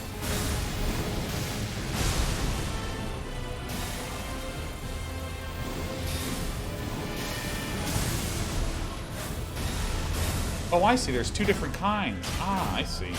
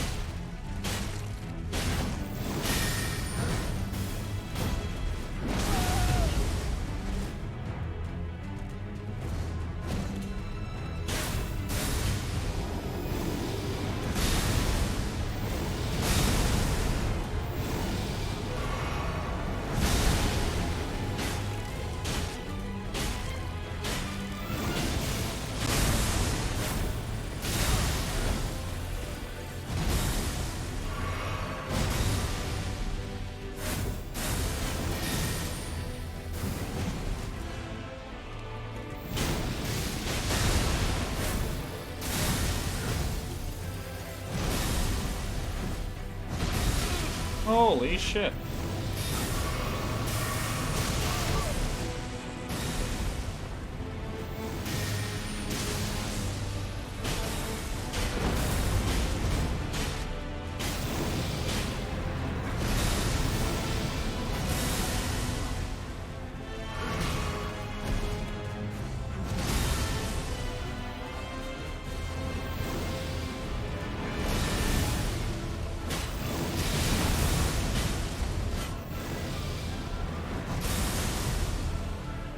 Gotcha.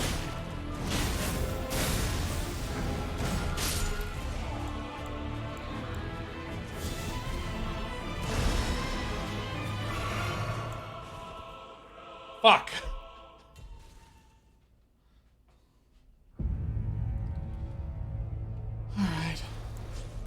Ah!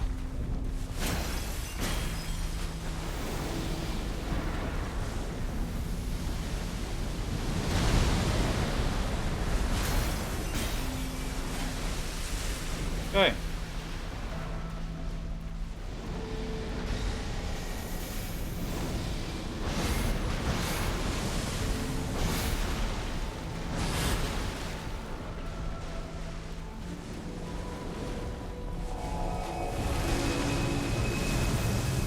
Oh shit. Alright, I'm trying to run up to the beast.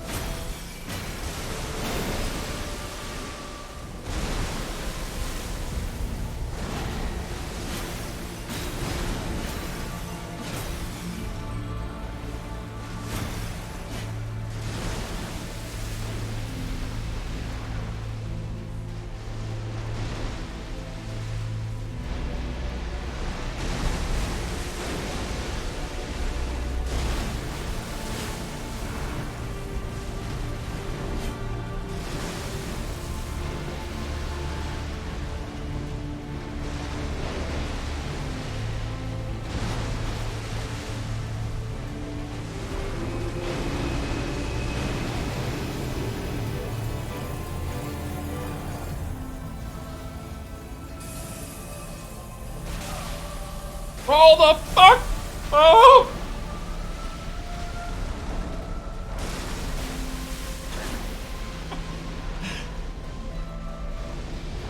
All I do is run at this guy. He just swims away.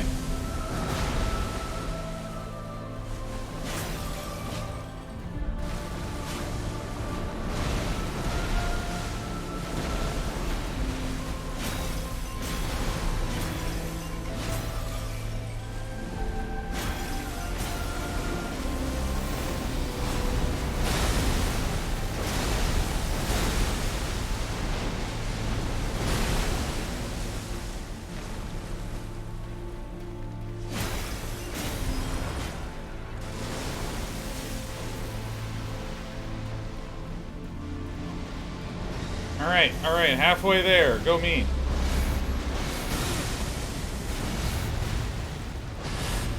Drake, you fuck!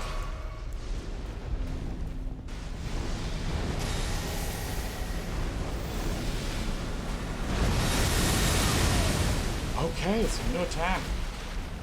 Drink. Alright, here I come again. Alright, actually, let me do this.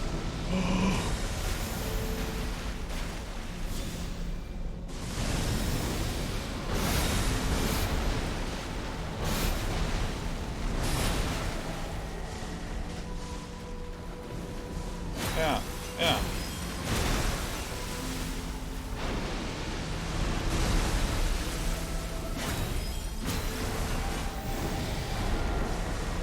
What?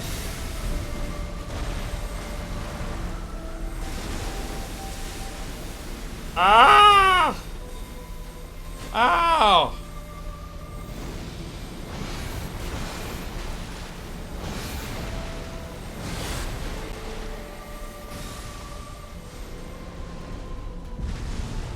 Getting close to this guy.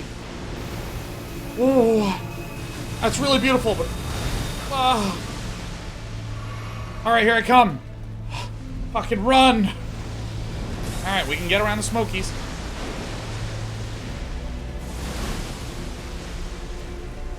Don't throw me. Good shield.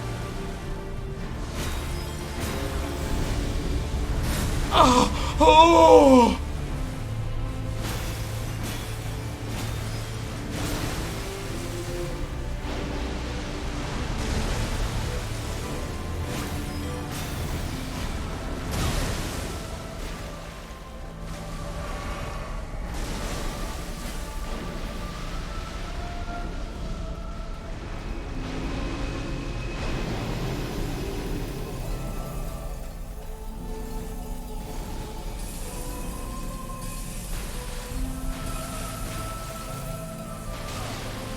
Fucking please! Ah!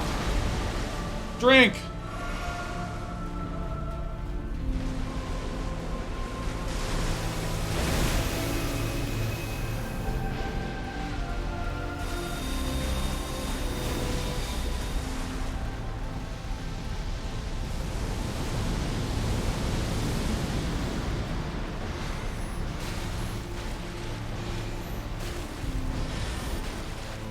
God damn it. Fuck, he's just so far away. No, not this bullshit again. Ah! I'm out. I'm out of juice.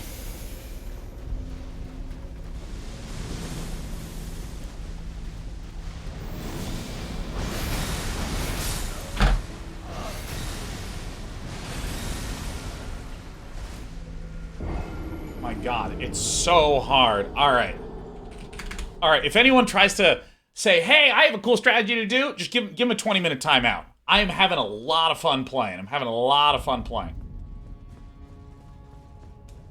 I have no interest in how you beat the boss. None in the slightest.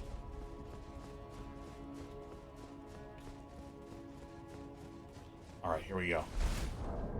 You know what? I feel a little bit like an Elden Lord right now.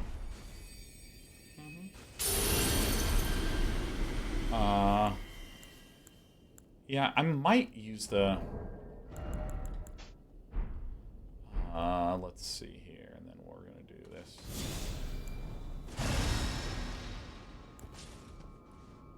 Alright. Woo!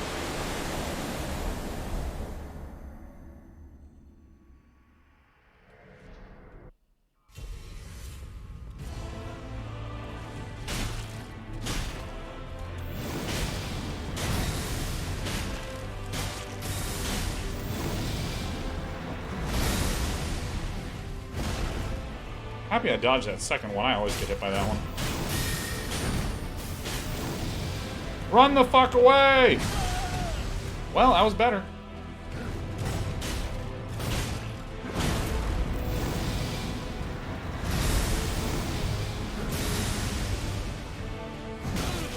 Oh, fuck. Ah, fuck. I thought I had it. I sat in there.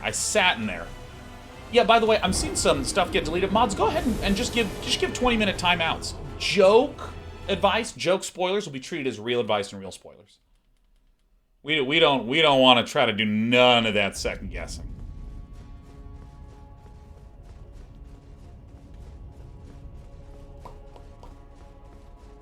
Hell yeah. All right.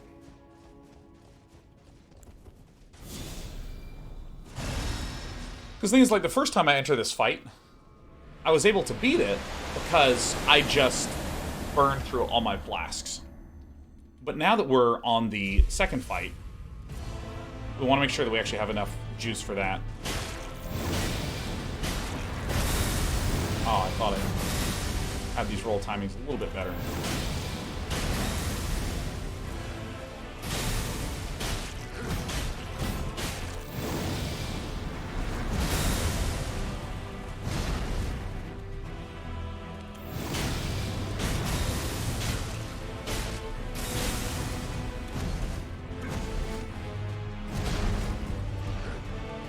Ah, fuck, I thought I had the roll.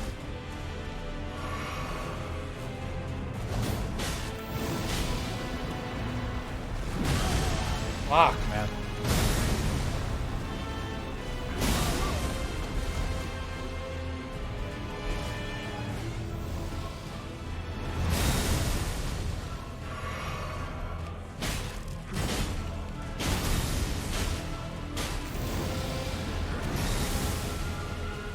Nice. Getting better at these rolls.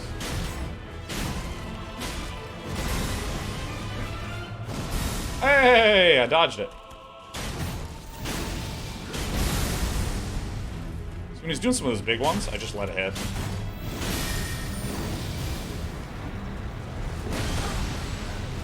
Fuck.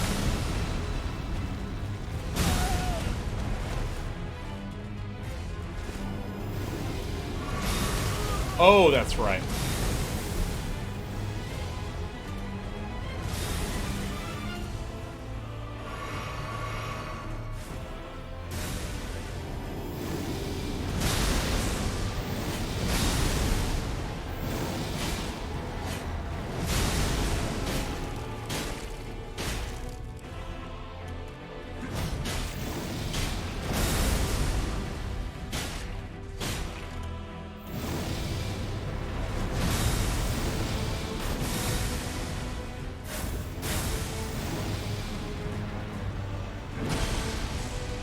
Man.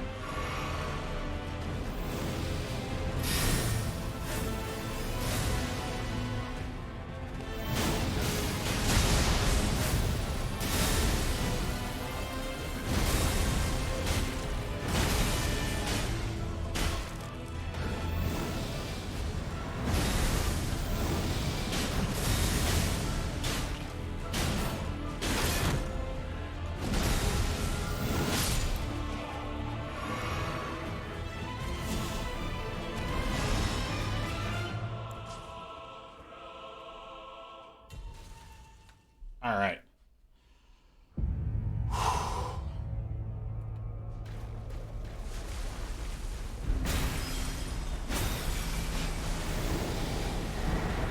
It's on his little feet. He looks like Cece.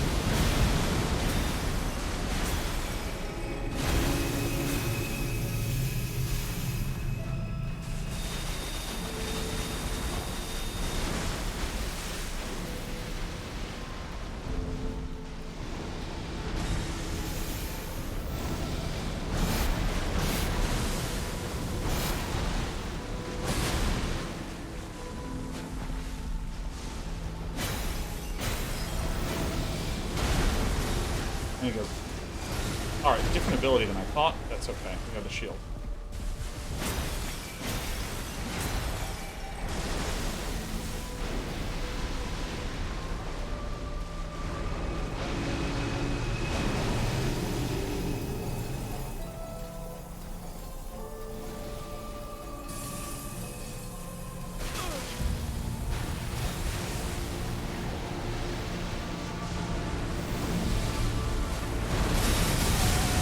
Oh, yeah, that's right. That's a different move.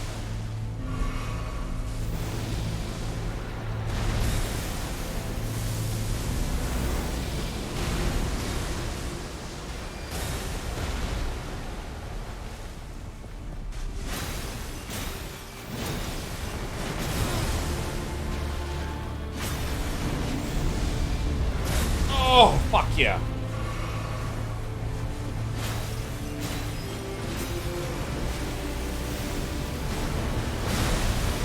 Stab, stab.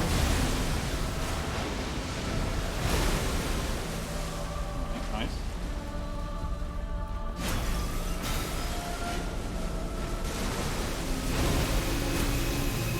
Uh-oh, uh-oh, uh-oh, uh-oh, what's happening?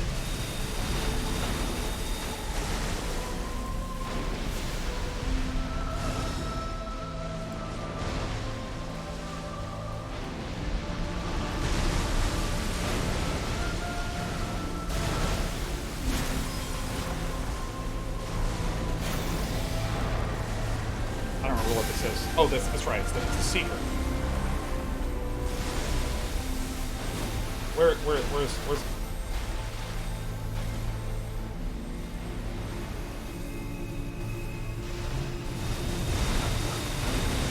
Ah, shit. I gotta be careful because the camera tracking.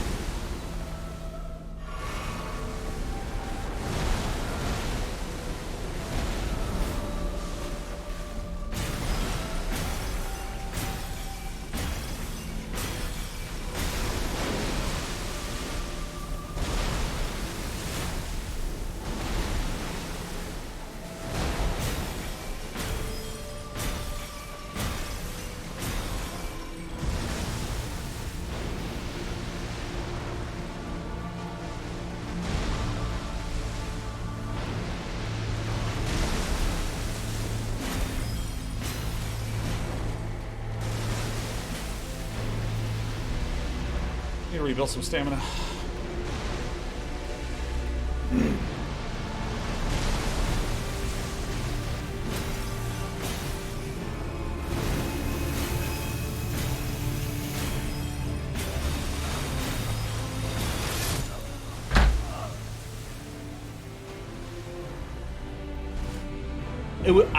I thought it was a different move. I literally thought it was a different move. I thought it was a different move. Oh my god. Pain. Pain! Alright, this is the game. Alright, but that's good, because I know his patterns now. Things are good. Things are good. Alright, by the way, if anyone says throw or punt or greed, we're gonna give 10-minute timeouts. Here we go, here we go.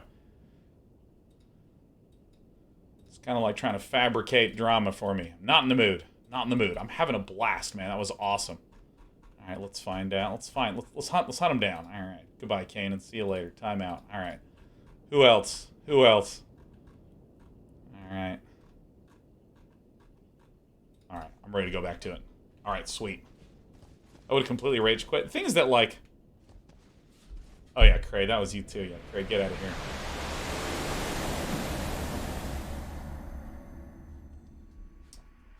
It's one of these things where, like, that type of moment is why I play these games. Because, I mean, you know what my punishment is? To play a fight that I'm having fun and, getting better at dodging. Ugh.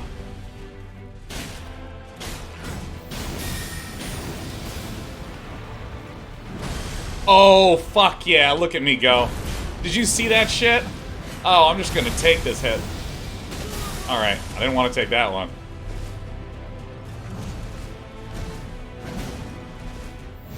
Uh-oh.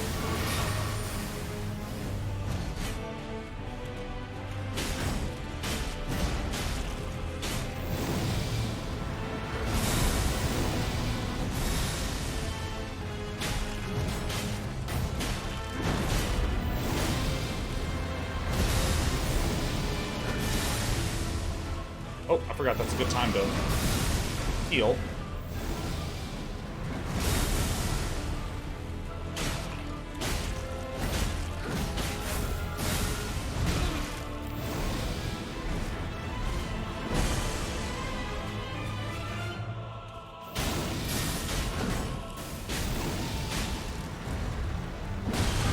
Ah, fuck. I almost got it again.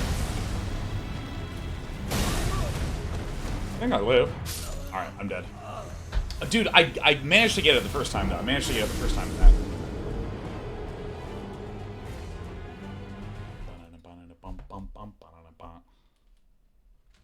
Dude, like, these kinds of fights are why this game is fun. I've never seen him do that many grabs in one fight, wow. Dude, he loves grabbing me.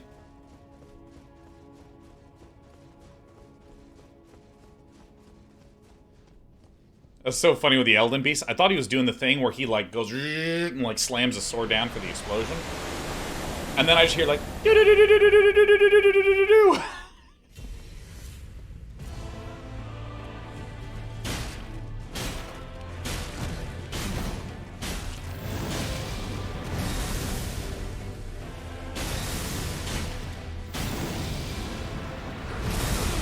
what?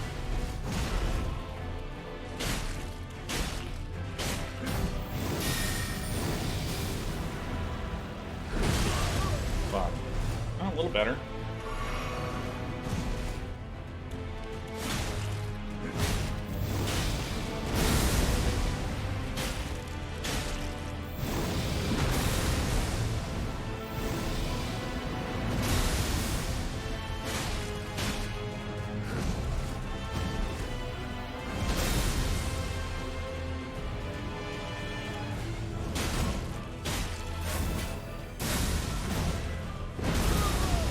Oh.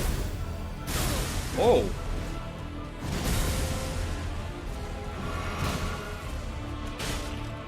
I just poised right through it. Love it.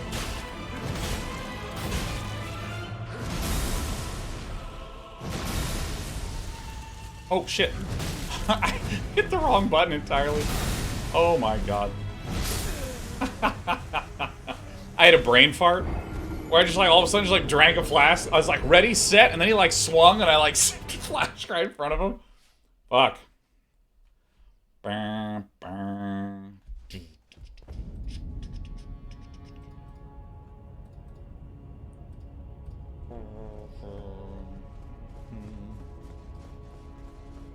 The thing that's nice about this fight compared to Millennia, Blade of Mekhala, is that this fight it's like quite slower paced, and it feels like an endurance quest. Yeah, no, I'll touch the light. Ba-da-da-dum.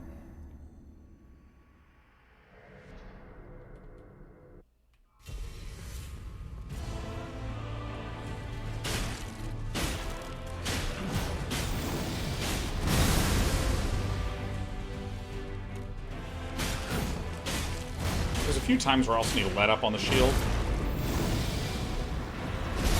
Like right there, where he's getting ready to swing. I need to just not have my shield up so I can rebuild the necessary stamina. Oh, that's... So this is something that happens when I'm doing my stabby stab stab.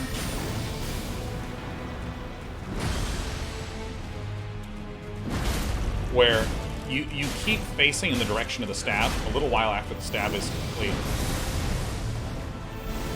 Right here. I'm pretty comfortable with that roll timing, so I need to let go of the shield there.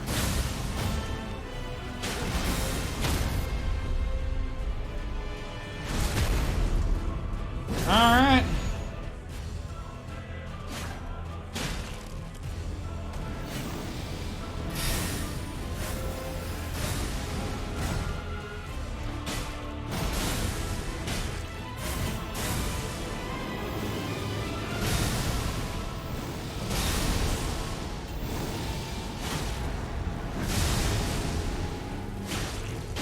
That would have been a nice opportunity to heal as well.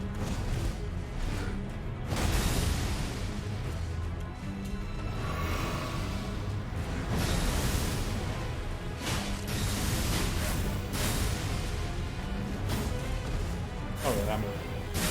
Oop.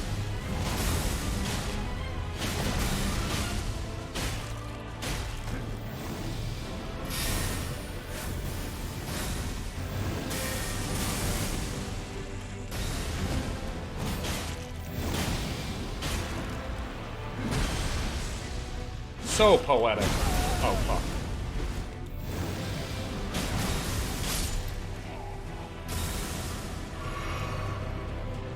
Alright, fuck yeah.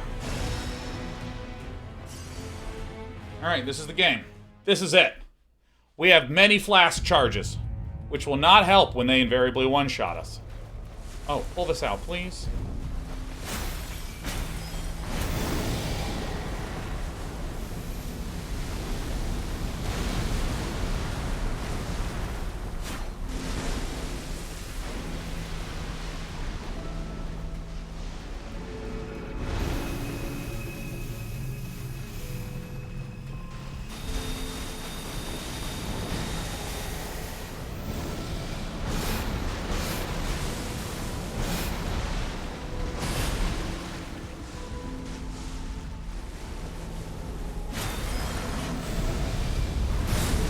I can't believe I dodged it!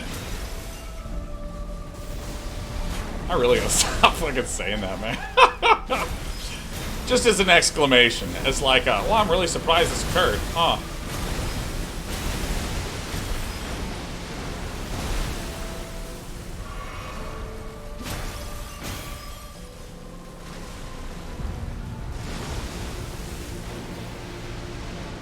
This is what peak human performance looks like. I know, this is how you know humanity's doomed. So I can't tell if it is always spawning at a fixed location.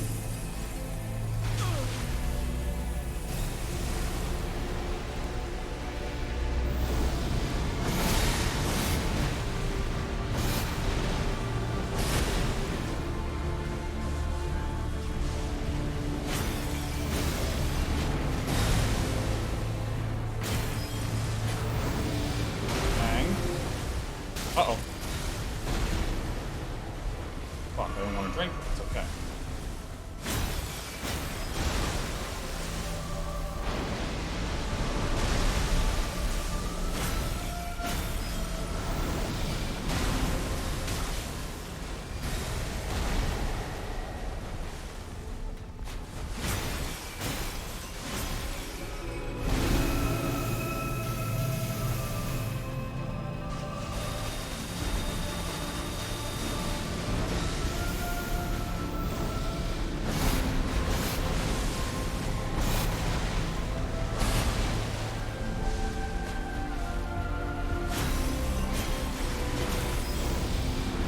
I hate this fucking thing.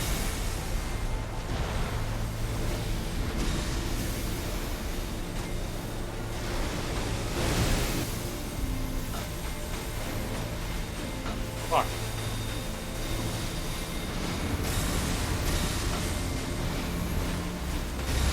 Oh, fuck. I couldn't see fucking anything, man. I couldn't see anything. It felt like his little tracer thing went like crazy. That was insane. That was insane. He sent a lot of gold my way, man. Some serious Elden Beasts, though. Because I thought that the way his little tracer worked is that he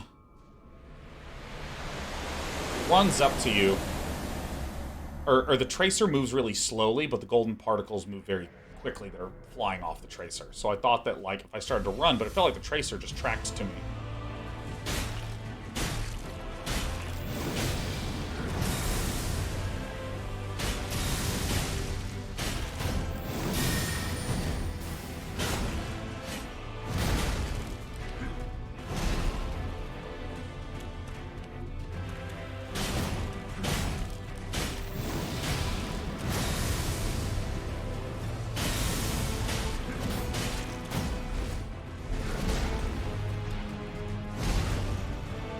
Oh, that actually hit me.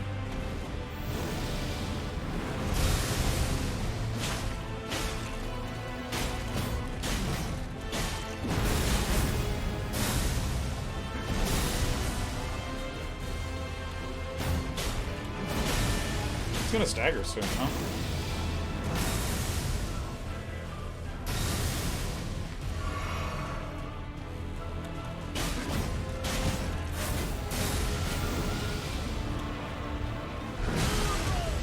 A little better.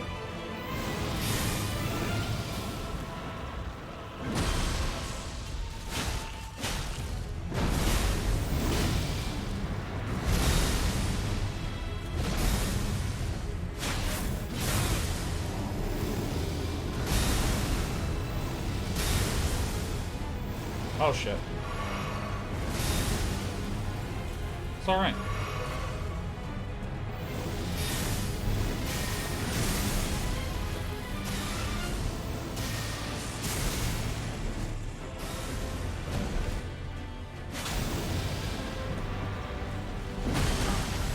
Fuck. I think I actually need to roll towards during that.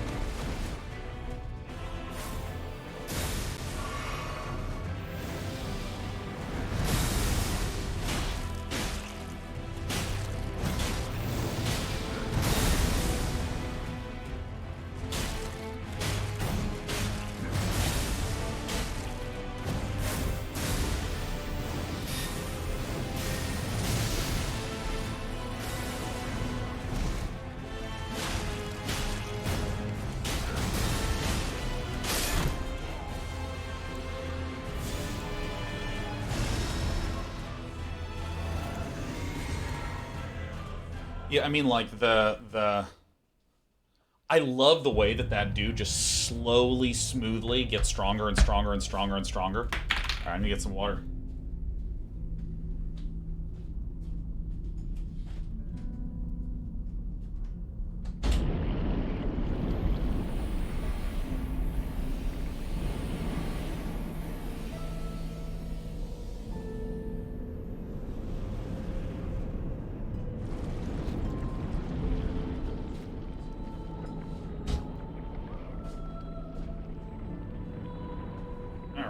alright.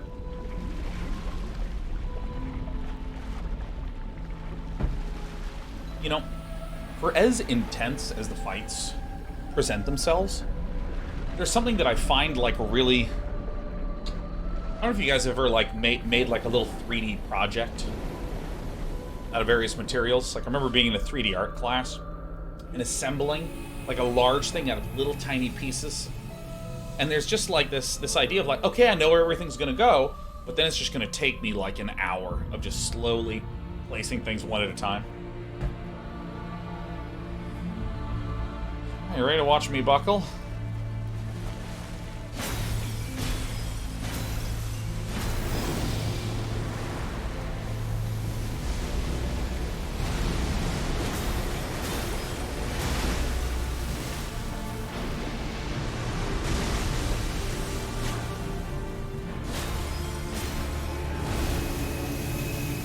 Alright, so I'm going to be back and left. I'm going to curl back inward.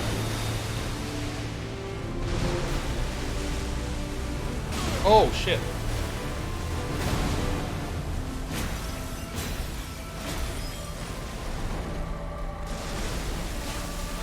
I actually have never really tried to hit them, or tried to smash the Elden Beast. Alright, let's see if I can get this roll timing right. I feel like I need to aim straight down. Yeah.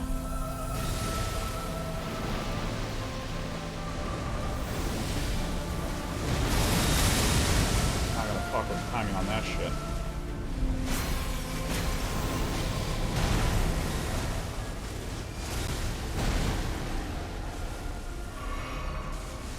Dude, Flask's buffer for so long is so funny. Holy shit.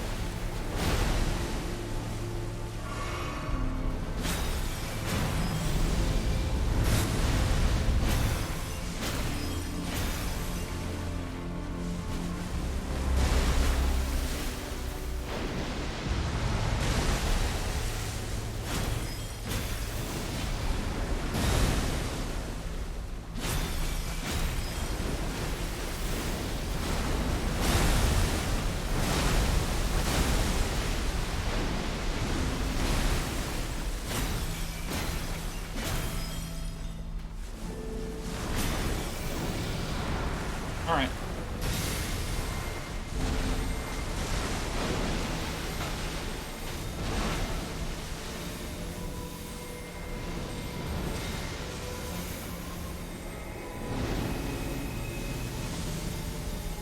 Stop running for just a little bit of time.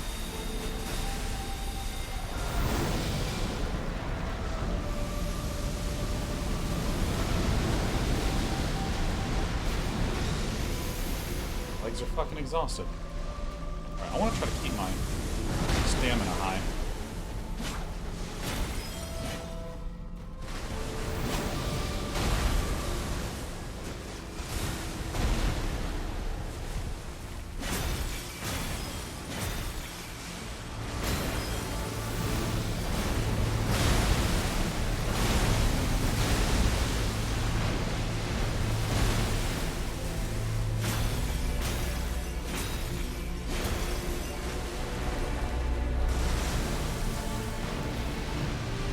Dude, the fucking thing!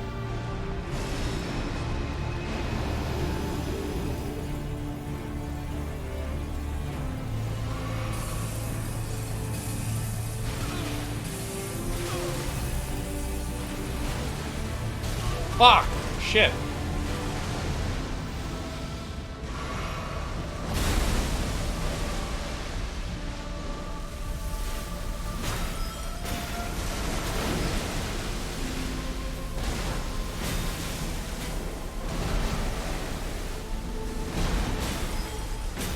Back here again, huh?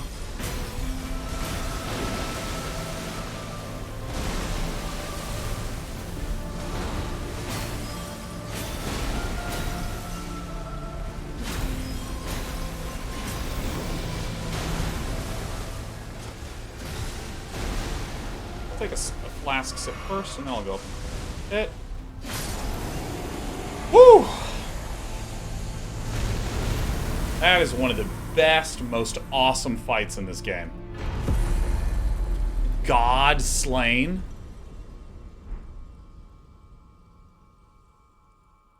Is that the only time where it says God slain?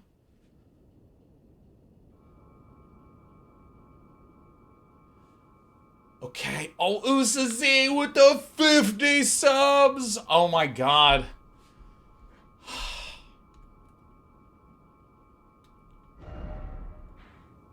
Oh, I don't even want it to end. Oh shit. Oh fuck. What did... Aw, shit. Alright. This is the ending I chose! Ixidor gifted 10, what up? Oh, dude, Procrastinate gifted 10! Let's go to the place of eternal night. The battle is over, I see. Hell yeah.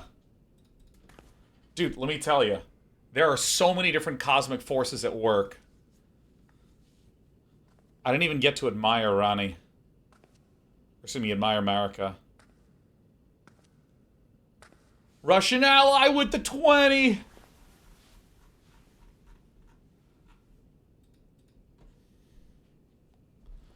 Alright, she's got a Goro's worth of arms.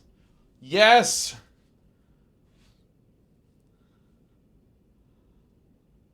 Dude, there are clearly so many different cosmic forces in play, man. The Elden Beast, this god of gold. I do solemnly swear to every living being and every living soul. Fuck all y'all, I'm out. Let's go to Welcome Endless of Night. The age of the stars. Yes. 1,000-year voyage under the wisdom of the moon. Here Shit. beginneth the chill night that encompasses all, reaching the great beyond. Ah, the... Into fear, doubt, and loneliness. Of course, every character has the one eye closed like As the Guts from path Berserk. stretcheth into darkness.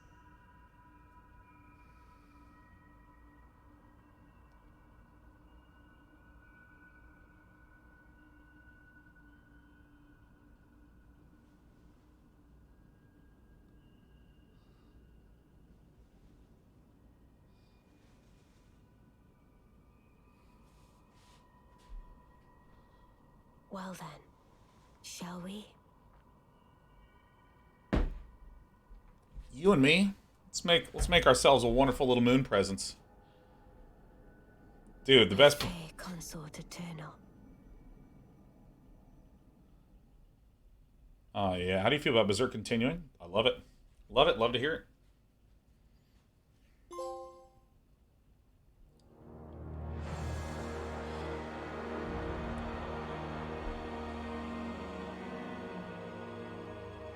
That game fucking rules. Dude, shout out to Yui Tanamura, co-director, for fucking owning. Holy shit. Look at all these all-stars. Look at all these fucking all-stars. Look at R&D section. What do you think R&D section even means?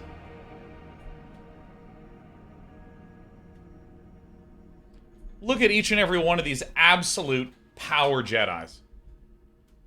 How do you rate this? I'd give it a 10, man. It's been a 10 forever.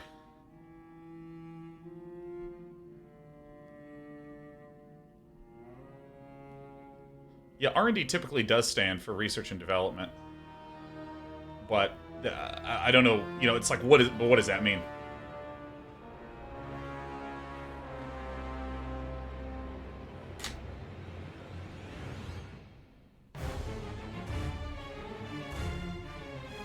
What do you think of the ending you chose? Yeah, I'll get to that in a bit.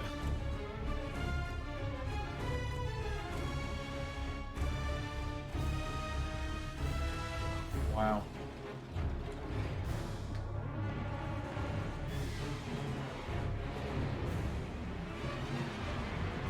Yeah, of course you're gonna need a horde of artists.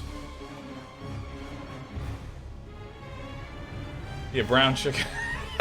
Brown chicken go meow says, every single streamer I've watched has gone for this ending. I was hoping you'd choose a different one, but the way you chose this ending makes up for it. I literally just hit a button and it was like, alright, well, look at you chosen the ending. Horrifyingly, alarmingly easy to choose that ending.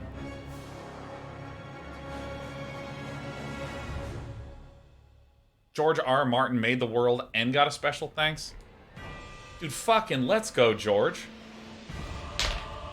Let's go, George. You kidding me? One of your playthroughs you realized the game was a 10? When I fought the ancestor spirit deep in the river valley of Shifra.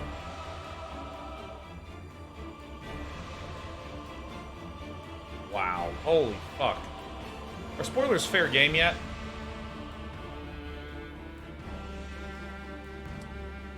Here's how I'll say it. You are allowed to talk to each other, but don't start adding me about stuff, because... You know, one of the big reasons why I say no backseating, no spoilers, is I don't want 1,000 people feeling like it's time to tell me what to do, or however many we have, like 2.5.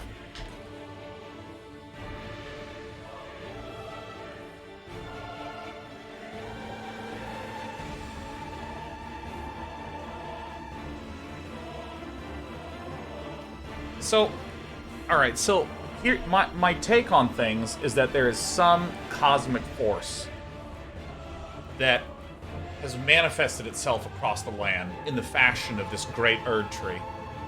It seems to be slurping power from the souls of the dead through the roots to sustain itself.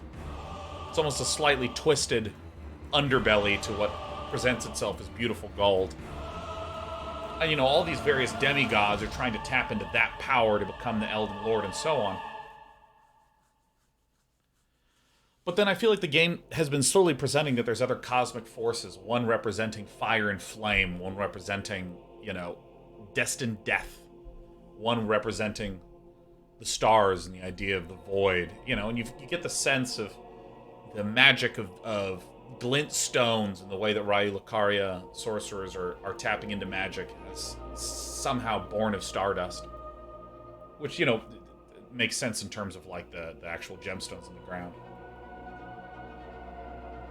But, I mean, I feel like... I mean, maybe I'm just fucking crazy, but Hayata, who we literally met when I was doing the recap, I feel like she is going to lead me to the Three Fingers.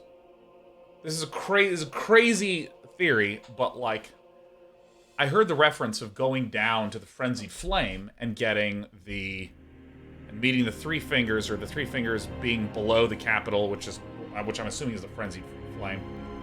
And the Frenzied Flame, I presume, is the same fire that is of the Fire Giants, and of the Fire Giant. Are you asking? No, I'm not fucking asking you anything. I'm just sharing where my brain is at.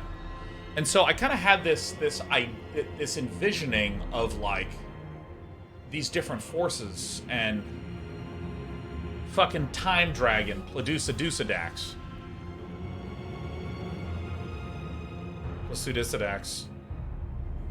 whatever his name is, some place beyond time, awaiting some shit. So I feel like there's some sort of cosmic time force, a death force, a fire force, the void of night. Astel, natural born of the void. Natural born of the void. Mog, this lord of blood, tapping into some sort of cosmic blood god, whatever the fuck was happening to Mikola. And so my assumption is that there's two really basic beats to the story. One is where you're getting the sense of these different identities and these different factions vying for control and you know, ability to become Elden Lord. But then the second beat is no, there's actually these deeper, crazier forces at work. So it was pretty clear it was building up to what kind of cosmic force do you want to go to? Because I assume, like, Hayata, who's like, oh, take me the 3 fingers. I don't know. I actually don't know who the 2 fingers are. I have no fucking clue what the 2 fingers are. I initially assumed that the 2 fingers were somehow connected to the Erd tree, but it could be that it isn't. Orc the amount of people that worked on this is staggering. Yeah, it's... Okay, there's a thing about credits, which is when it comes to how many people actually work at FromSoft, it's like 300. 350, something like that. But, you know, for instance, Bandai Namco Entertainment Taiwan. All right, you have a bunch of Taiwanese employees who were essential for getting the game off the ground and launching it. You have a bunch of people that probably did coordination at Sony and Microsoft and Steam to make sure that it actually ran properly. And so, you know, we live in an interconnected world, so I think it's just brilliant and lovely that so many people's names just get put in there. Yeah, fuck yeah, powered by WIs. That's an audio middleware. That's terrific.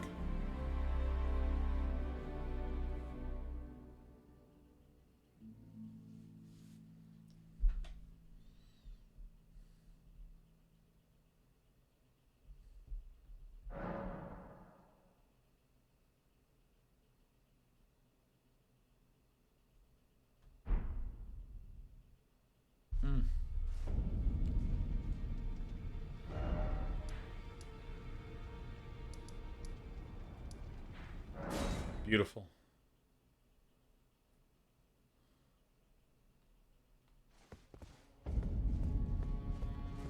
Can I just fight him again?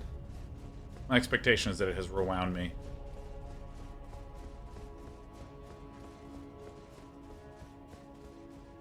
Yeah. Oh. Brilliant. Brilliant.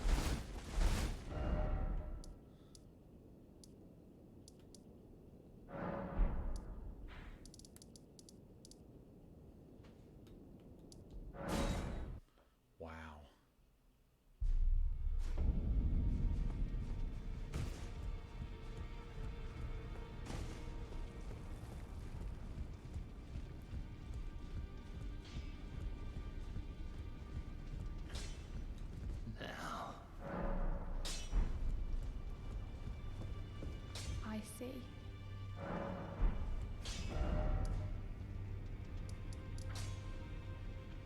It's fucking beautiful.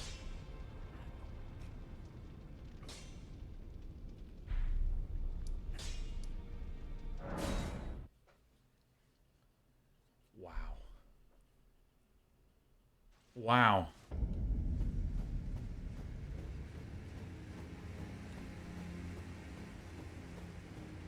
Chosen, tarnished, and descend into the depths, seek audience with the... That's right. That's where I heard this shit from. Come here, Share Bear.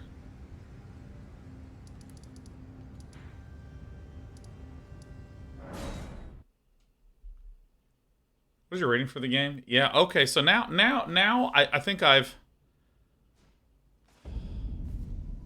God, this is just... such an insane view. Sheriff. Wow, I can't believe I fucking beat it.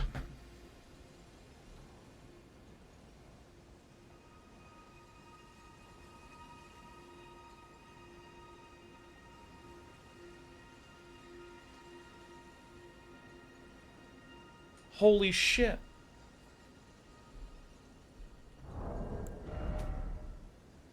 $190 hours.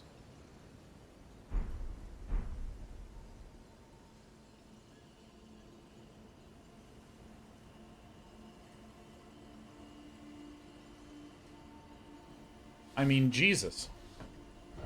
I want this entire map as a poster.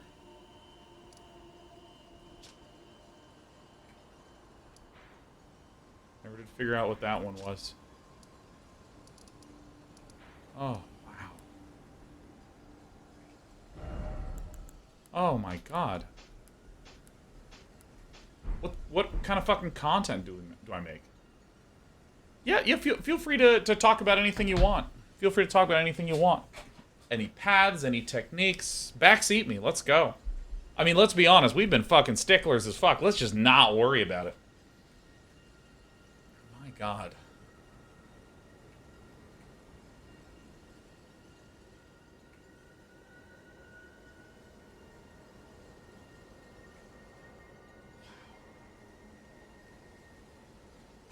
Wow. Did you notice that your bleed didn't work against the final 2 bosses? Yeah, I always track that. Bubblegum, Alana says, you actually found the Frenzied Flame over a month ago? Yeah, no, I mean, literally, I have revisited the Frenzied Flame prescription so many times. Alright, so here's a question. My guess is that Hayata, it winds up being here at the Frenzied Flame prescription. Is that a correct guess? There's a way to use your weapon art without two-handing. Oh, I'm so fucking sick. Well, I mean, there's being sick, and then there's the game literally being very linear in how it presents information. Stormveil says, there's a way to use your weapon art without two-handing your weapon. I still think that might be the thing that chat wants to spoil the most. Yeah, how do you do this without two-handing?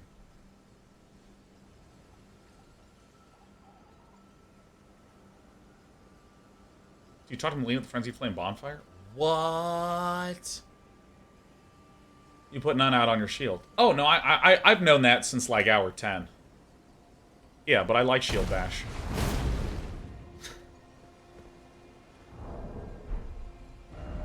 And for some shields, like, the fire breath on the Visage shield, you actually, on the Visage shield, you can't actually pop that Thing of War out, so that's how I got in the habit of two-handing it. Never seen with Shield Bash. Yeah, I've Shield Bashed a little bit, but again, with the Visage shield. Do you normally... Can you talk to her here? Okay, what the fuck was up with this underground guy? Can't talk to her now, she's dead. Oh, of course, of course. She's a wee bit deaderino.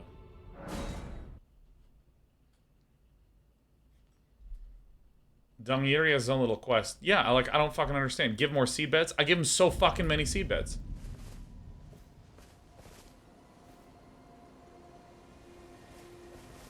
You defeat him 5 curses total? I think I've done it 4. Each of the Tarnished you met from the intro has a separate quest to the ending of the game. Oh, that's interesting.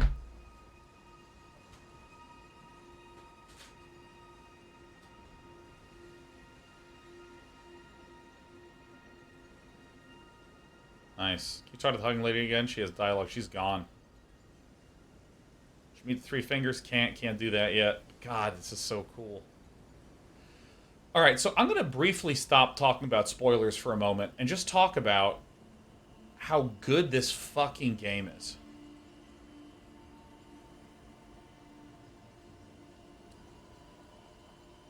I can't believe. I can't believe it. Yeah, I'll just look at other endings. I'm not that interested in doing that much different stuff.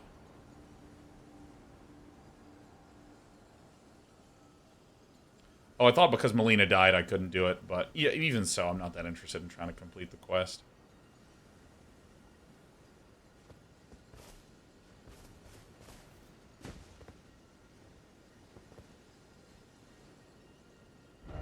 Oh my god.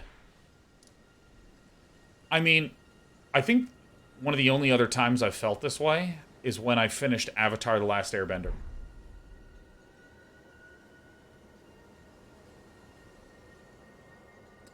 By the way, I just want, just as a note, I want all of you to just scroll back and read through chat about the number of people, do this, do that, go to this other, go to fight over there, go to here, do this, da, da, da, da.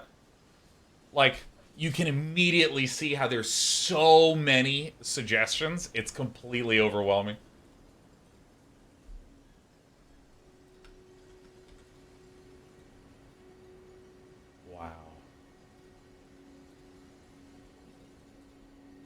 That is one of the greatest games.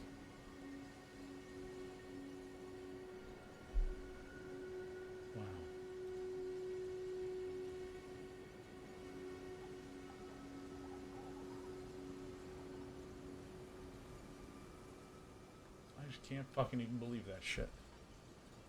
It's so crazy. Wow. Where does it stand on your best games list? I mean, like, the way that my best games list works is if you become a 10 out of 10, you're just a 10 out of 10.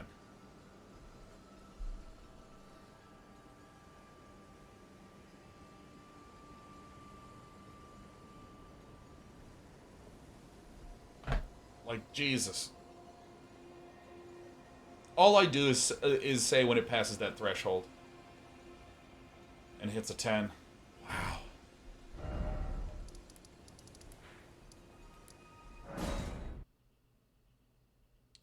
It's incredible. I see. Weather changing, huh?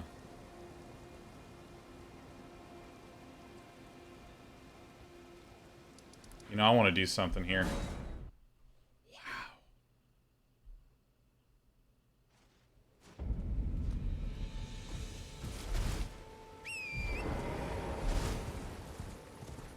I want to go up to this Tower of Return and just look.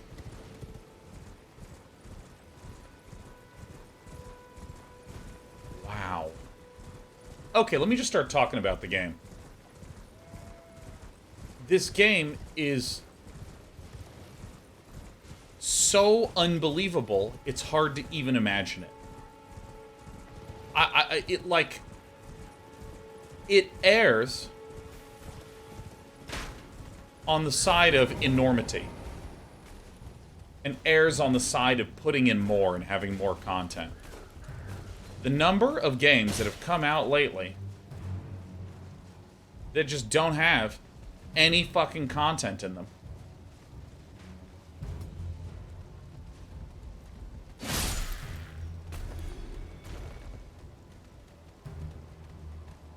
I mean, it's unbelievable.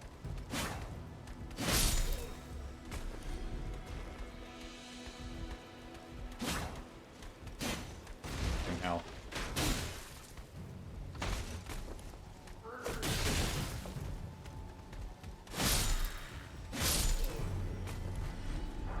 I mean, okay, I'm gonna climb up here, I'm gonna park my booty, and then I'm gonna just talk.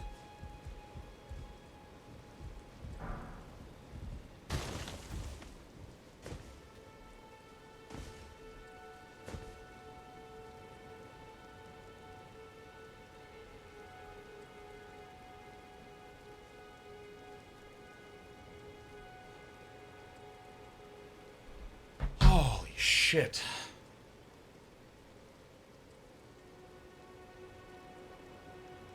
Jesus. Okay, I have so many thoughts about this game. So many thoughts about this game. Valorant says, okay, gotta go to bed. It's 3:45 a.m. here. Thank you so much for streaming, and thanks for chat for being the best chat in the world. Goodbye, everyone, and see you next week for mystery content. Hey, Valorant, how many times did we wind up dying? How many deaths?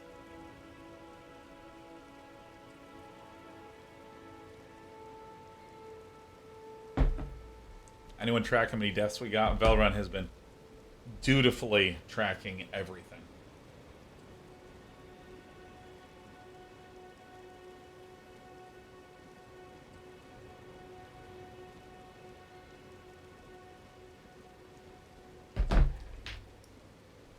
Oh my god, it's incredible. Final death count 887.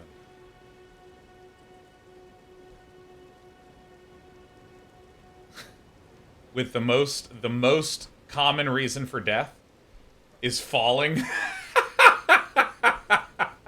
120 deaths from falling. All right. Let's talk about this game. Let's talk about this fucking game, shall we? Let's talk about this game. Let's talk about this game. I'm going to break this game into a couple categories about why I think it's so good. First, I'm actually going to begin with the combat. The thing that really, I think, has made Souls games.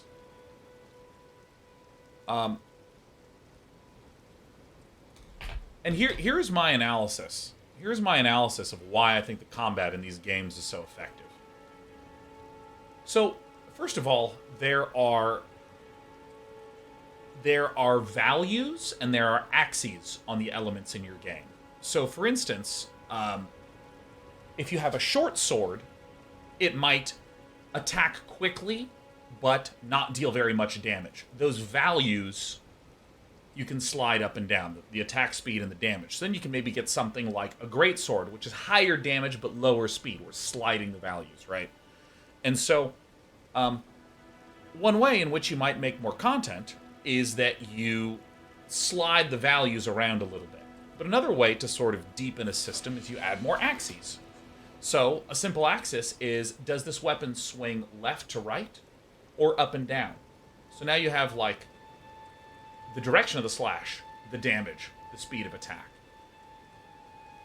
Or you might have another axis in there, which is this idea of staggering, that if you hit someone enough, they'll go grrr, and then you can do a crit against them. And the thing about fiddling with the values of things, or fiddling with the axes of things, adding, removing things like this, is that, and here's, I think, the very key point that I'll make, they only matter if the game makes them matter.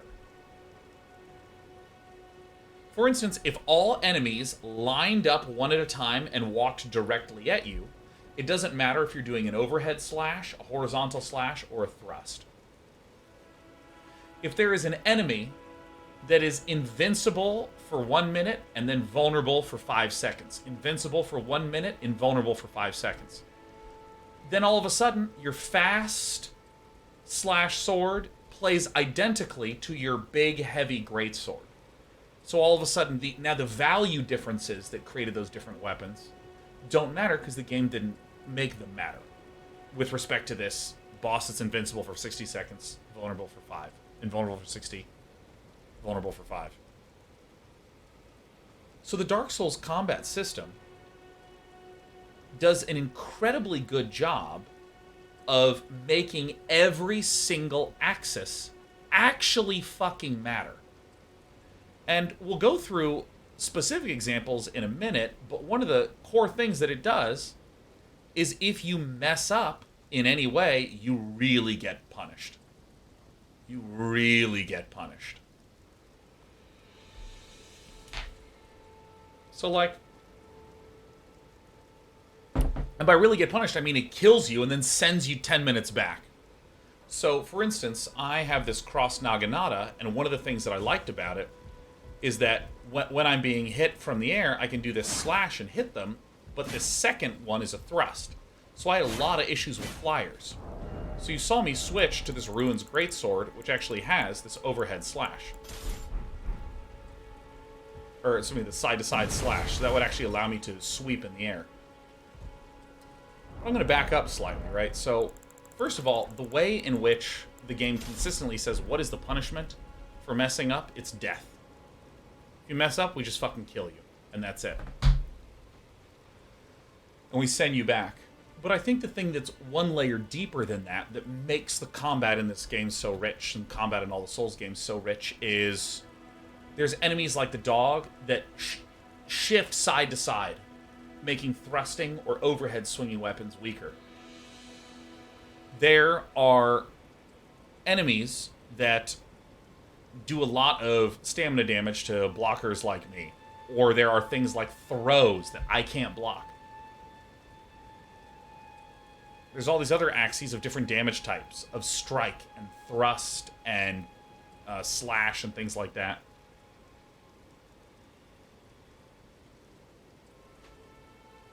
So, I mean, the great example of this is there's the crystal golems, where the crystal golems are pretty much impervious to my little poke, poke, poke. And I have to pull out my greatsword and smash them in the face. So, I think that the original Souls game did an incredibly good job of making all the axes matter. If your sword was a little faster, well, maybe there might be a boss that would go swing, swing, slam. And if you were at a short sword, it would be swing, and then I slash. Boss swings, I slash. Boss slams, I slash. I can actually get a slash in there. But someone who has a heavy weapon, would not be able to sneak in. Oh, that's a way to make the amount of time that a slash takes. That's a way to make it matter. So it just does a really, really, really nice job of making all these axes matter in a lot of ways. And one of the things that I thought was really clever that this game did that I don't actually see a lot of games do, in terms of how you spec with respect to combat. Like, I focused on bleed and a shield and durability and things like that. Most every area was pretty challenging, but every once in a while I would find an enemy that was so fucking easy for my build that I'd feel like a god. Every single person I've spoken to found the same pattern of the game was generally hard, but yeah, this boss was super fucking easy. Like my friend Tristan that one-shot Melania, Blade of Mikola, one shot with some weird katana or some weird fist thrust fucking stab thing. It's ridiculous. There's other things like there's bosses that I was struggling with that a lot of people were surprised by. I mean, even the Elden Beast I found to be quite challenging. And so a lot of people go, oh, I did not find that very hard.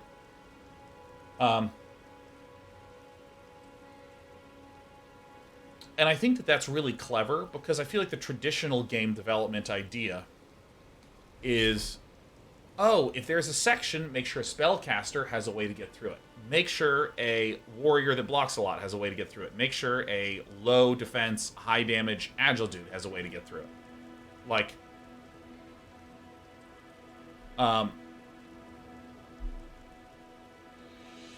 most games just try to make an equally valid but different approach. And this game is like, yeah, most of this is hard, and I let you be broken sometimes. It's really cool.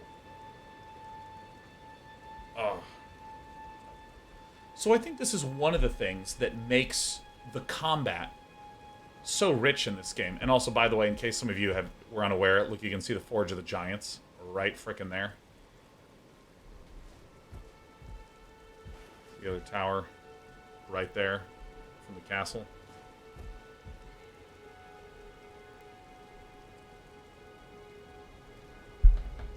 So, come here, kitten. Come here, baby. Come on, hang out with Dad. So I think that this is the first layer that all these axes have meaning, which I think is unbelievable. By the way, this is a teleportation chest. This teleports you to Leyndell, and I don't want to do that. So that's why I'm not opening it, because it's not a chest, it's a teleporter. Anyways. I am a big believer in that the second-to-second experience of a game needs to be very engaging and rich and lean in. Dota does a really great job of this. Rocket League does a really great job of this. And the intensity of the combat does a really great job of this. You want to lean in, because you mess up, you're dead. And then all the ways in which you try to overcome it, you have to pay attention. You have to get over things. And so it winds up meaning that these areas wind up being very meaning-rich. So what do I mean by that? What I mean is, if you think about Leyndell, when I first got here, this area was enormous. Tons of little tight crevices. There were, weird poisonous monsters down here. There are all sorts of lightning knights. There's trumpet blowers up here. There's a little gargoyle here. You get up here, there starts being guardians of the Erd Tree popping up. Even in here, there's a bunch of bad dogs. There's all these different intense areas. And now it's all ash. I can literally walk from this area to this area 15 seconds, 20 seconds. And I think that something that is really important is that there is a difference between the square footage of an area in your game and the meaningful experiences per square foot of your game. And the meaningful experiences per square foot is what players actually emotionally experience. I remember all of walking through this area. I remember all the weird sewer ongoings here. I remember the Great Dragon right here is how you get into the subterranean shunning grounds. You know, I remember this beautiful spindly walk up here. I remember fighting more gargoyles here, or not here, right here is where I fought the gargoyles. I remember this little bridge entrance. Because they're meaningful things. There's meaningful events that happen in them. They're not just beautiful, they are interactively meaningful. And because combat is the main form of interaction, this game just does a brilliant job of making you lean in, pay attention, and have to evaluate how you're going to get through some particular area. So I feel like that's the real bedrock that makes the experience of wandering through 100 square feet feel like a meaningful wandering within 100 square feet. It feels meaningful, much like Desper. It feels meaningful in an area that small if there's a particular enemy or a particular weird formation of terrain. So that's, I think, again, that's my first thing that I'm gonna comment on, that this is the bedrock. Imagine if, like very plainly, imagine if you had no enemies, there was no combat, you simply wandered around and looked at shit. And picked up various items and then wandered around more. It would feel a little bit more empty, wouldn't it? You'd go, wow, this is beautiful. Man, you would observe that there's a lot of physical terrain, but you wouldn't have that connection to it. So with this,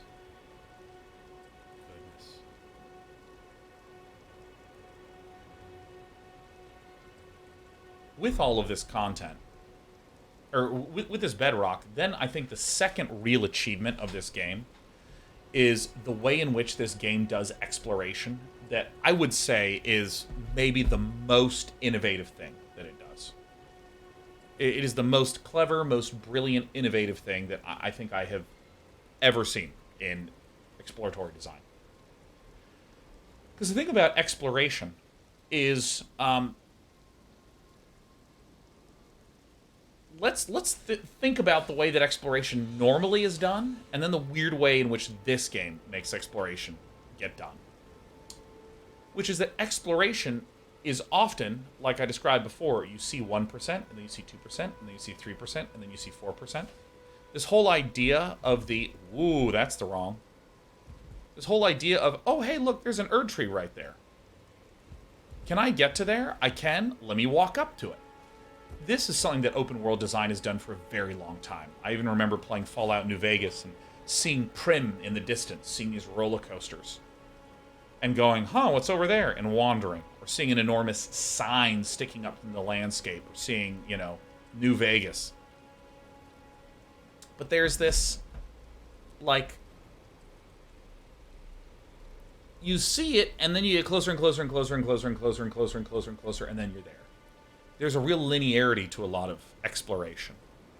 And I feel like a way that games have historically tried to... Okay, so anytime you have linearity, it can start to feel boring. Like, for instance, Diablo 3 had this criticism that your overall power growth was kind of even and linear, and all the enemies that you played against grew along with you in the same linear way. And what this meant is that every area, even though I was higher level and dealing more damage, felt the same. All the areas felt the same. Whereas in combat, if you have highs and lows, like, for instance, Diablo 2's loot system would let you not get something good for a while, to where all of a sudden, oh my god, it is so hard. Everyone is so overpowered in this area, Jesus. And then you get the one great item. And all of a sudden, you're crunching everyone for 5-10 hours. And it feels amazing. Oh. And so, this is a kind of known design thing. Hope you enjoy watching my cat clean herself. This is like a known design thing. How do I create highs and lows, peaks and valleys to give a more varied experience? Good cat. And I think that exploration, the way that a lot of games try to give exploration this more varied experience is with spectacle. They would do something non-interactive to fix that blandness of interactivity. In other words, me exploring, I am moving my character. That's my choice. That's my interactive move. But what they would do is they would have some sort of... I think Bioshock Infinite is a really good example of this. In Bioshock Infinite, when you get to a new area, there's often a crazy cutscene, a crazy moment, maybe where you have to zoom through an area really quickly because you're being chased and there's explosions. You're on a mine cart and they're chasing you on the mine cart and all this shit. And then you land, and there it is. So what this game did is, again, it does this, some of the same principles of open world design we've seen for 20 years. You just put something that sticks up in the distance that makes you curious, and you kind of want to wander there.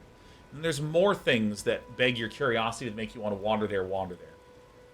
Combining this with my first point, that I think the combat is this bedrock of making things meaningfully dense. Okay, so you start putting different enemies in different places, and as you're wandering and following your curiosity, you're getting different contrasting things. But here's what I think is the real brilliancy. Again, this was all sort of backstory to say, okay, what is it that's so brilliant about the exploration in this game? It's that it delinearizes exploration. So, for instance, I was here in the Weeping Peninsula. I did this area first. I then shot across. I did Castle Morn. I explored this area a little bit. Not super thoroughly, but a little bit. Is there a cave here? I don't know. Explored this a little bit. And then I started to do this, and then I started to get through this area. A lot of cool things. I'm starting to feel like, yeah, I'm really crossing things off here.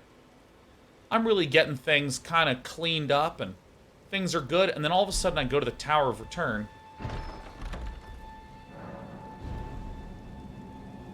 And all of a sudden, I'm like,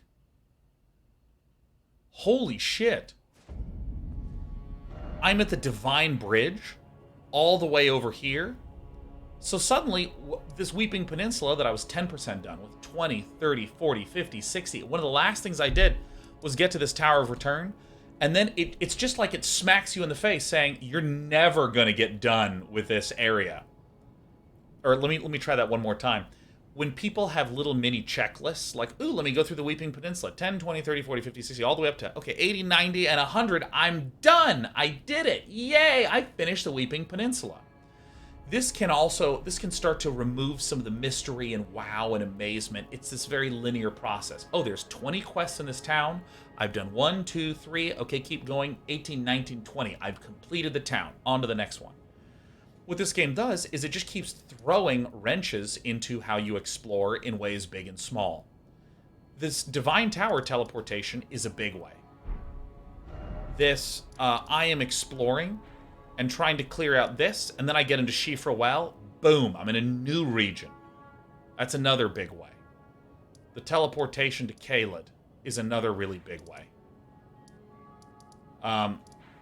But the most common and really small way that this game does this is when you wind up entering into an area, the entire map is just dark brown. You don't see anything. All you see is like a single little marker that's like, hey, there's a map here. It's all you can see. So then you get the map, and you go from having no understanding of the topography outside of what you can see to like way more. Like when you get this Lanedale map, it's just like boom, and it opens up like all this shit and none of this. And similarly, when you're working up your way to Seathwater and you get this map, all of a sudden you see there's this huge area up here. So again, this creates variance. I brought up the example of Diablo because, oh, I'm underpowered, I'm underpowered, I'm underpowered. Hey, I'm overpowered, I'm overpowered, I'm overpowered. This Diablo 2 model of power growth creates peaks and troughs in the way that Diablo 3 did not. And what I'm saying is that this game creates peaks and troughs in exploration. Wow, I have no idea where anything is. And then you get the map, and it's not just a map of where you have been, it's a map of a whole bunch of new places you haven't been to. So, you get these little tiny classical elements like, oh, hey, there's a little tunnel here. Oh, hey, there's a little tunnel here. Oop, there's a hero's grave over there, right? You get this collection of these little elements that, again, are very common. These are sort of like easy free wins. But I think that in terms of the exploratory design, it creates these peaks and troughs, and then it deliberately blocks you off from areas. This area up here, I couldn't get to for the longest time. I couldn't get to. It says, all right, you have 10 things to do in this area. All right, I'll let you get to 8. Can't do these other 2. I couldn't get to this area. And I couldn't figure out how the fuck to get into Rena's Rise. Every time I went to Ronnie, she was just like, and she fucking wouldn't say anything, man. In the Shifa River Valley, I literally had a map to this area up here, and I had no idea how to freaking get up here. Forever. And I saw this huge palace over here. I had no idea how to get up here. Forever. So, I claim that that set of unusual mechanisms... Let's get a good view of everything over here. It's one of my other favorite viewpoints. So again, what are the exploration achievements that I'm really amazed by in this game? I think from a design and planning standpoint, it creates these highs and lows of explorations where it's not linear. You can't complete areas. There's areas that are linked together in bizarre and unusual ways that you wouldn't expect.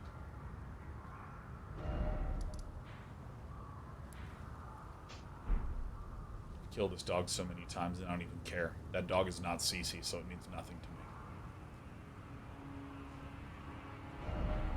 I think you can't see the Haligtree from here. Maybe barely.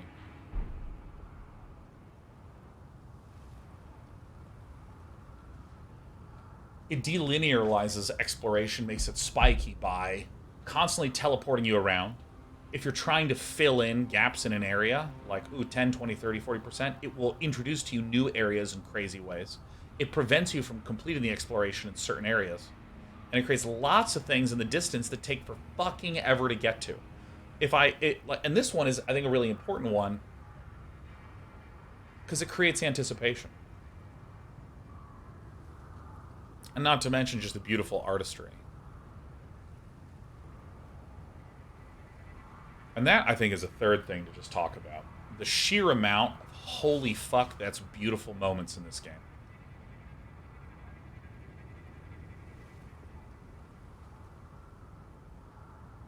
I mean, like, just the sheer amount of incredible spectacles. I mean, just this whole tree overlooking everything. And, you know, there's this question that came up actually just quite frequently, which is, what did George R. R. Martin even do?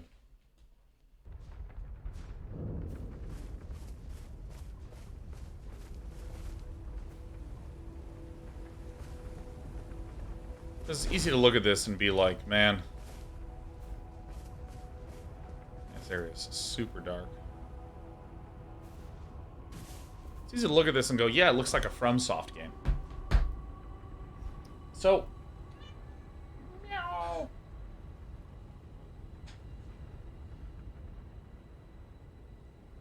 Oh yeah, actually, let's go there. There's your view right there. Dragonkin Soldier of Noxtala.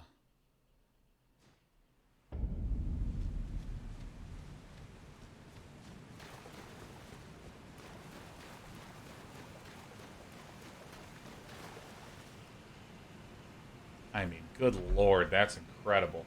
I mean, that is incredible. Jeez.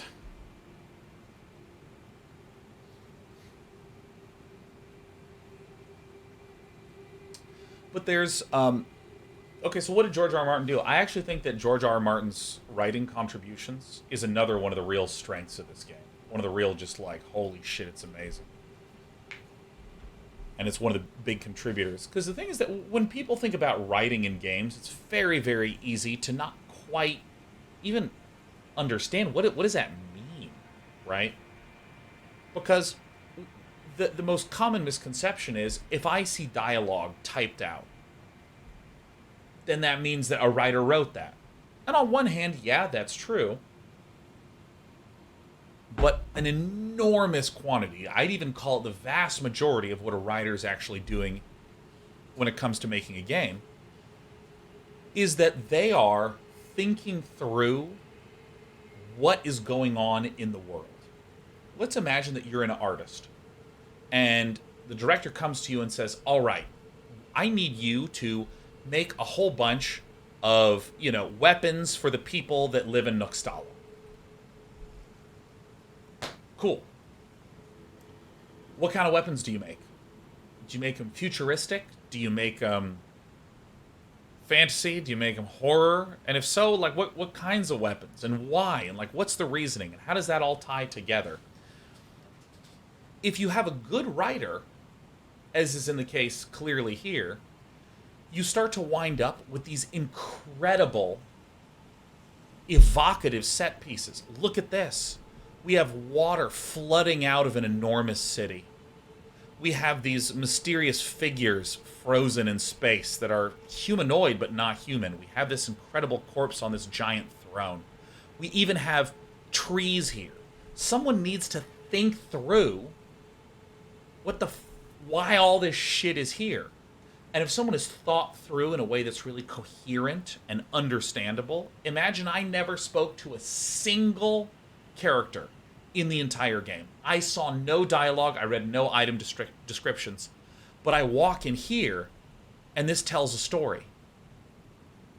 The artists made the trees, made this corpse, animated the water, put these stars in the ceiling. But why are there stars in the ceiling? Why is this water flowing out here? Who is this person? And if they're significant, then it makes sense that there would be this significance to all these other dead, petrified bodies around.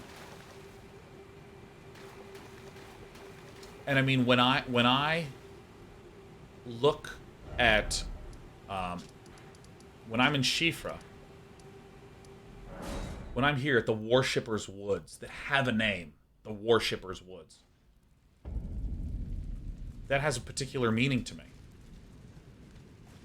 When we see these beautiful characters, these spirit minotaurs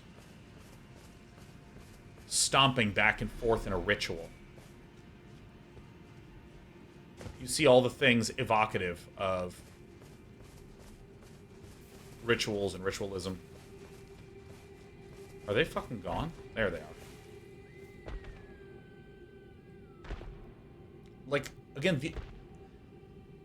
a writer said, these are worshippers, and here is one of their rituals, where they coordinate stomps like this.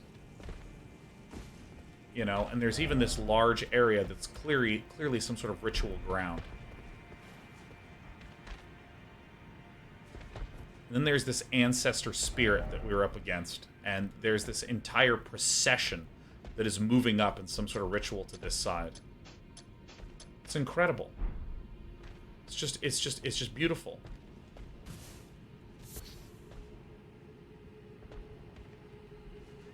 And here I am still picking up Do Kiss Herba. So I think that what this does is it's another form of this density, right? The combat makes me really care about my individual moves. All the details in the writing provide this really strong skeleton for all the meat of the animations and the VFX and the environmental art to shape around. And what it means is that you wind up with all this sort of evocative imagery that makes things even more memorable. This overlook point, the Rot View balcony.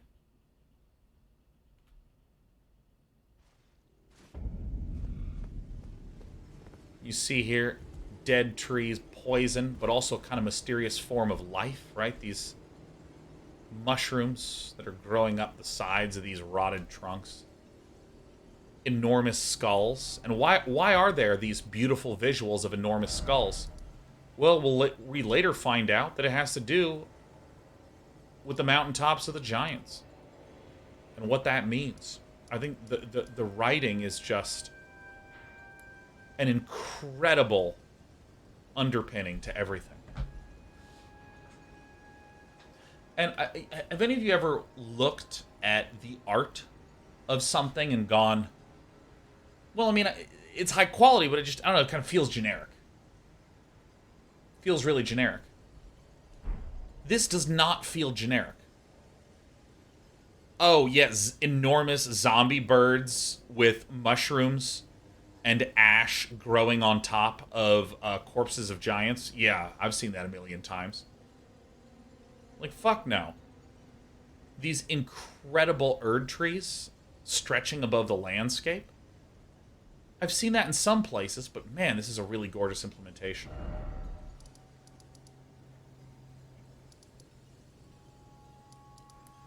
You go to one of my favorite viewpoints.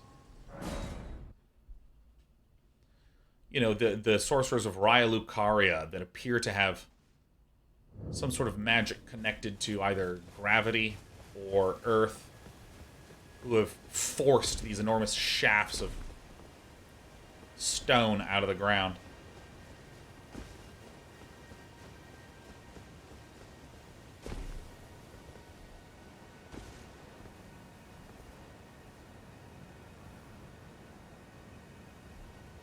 And I mean, like, I think that this is, you know, it's important to know that tropes are how people understand the world and understand media. If I say, there's a vampire, he sucks blood, he has to stay indoors during the day, he's attractive, and he's very seductive, and he struggles with the idea of his hunger compared to his love, and all this shit. Like, those are how people understand the world and understand stories. And when you reject tropes, you wind up with something that winds up feeling esoteric. It's just like, oh, okay, so this is a vampire, but it doesn't suck blood and it can just be out whenever. But it doesn't like garlic, but it mainly is interested in farming. Okay, huh. You know, or when there's amateur science fiction or fantasy authors that try to create new species, but they don't connect to an existing species we understand, so it just kind of feels out there and alien. But when you have something like this, where it takes those tropes and it investigates them in interesting ways. You know, the idea of, you know, blasphemy, the rejection of things up here. Well, you put in lava and serpents and body horror, and now you get the Volcano Manor. You know, and it's something that it feels in a way familiar and recognizable, but also never seen that shit before. Oh my god. It's like 70% familiar, 30% invention and creation. And so this game creates... Everyone has seen the idea of the snowy mountain troll or the snowy mountain giant. There's a great movie called Troll Hunter that's Danish, I believe. Great film, right? All this idea of the snowy trolls, you know, the idea of the poisonous swamp. The idea of like, you know, flooded ruins, you know, familiar element, but it just gets composed in a way that's so brilliant. It's Norwegian? Damn. Jesus Christ, that's so good. So, I mean, and if we're taking this all together, you have...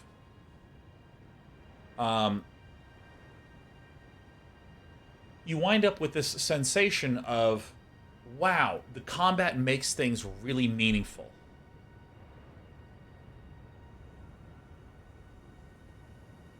Which means that as I'm traversing around, I really care about every single little nook and every single cranny where enemies could pop out of and how they might actually...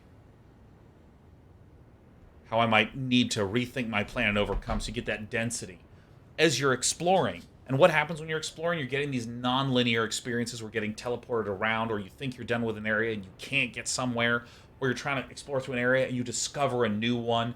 So you're almost getting this constant disorientation and surprise, and all the while, every area feels completely, richly, and thoughtfully, well, it's just well thought out.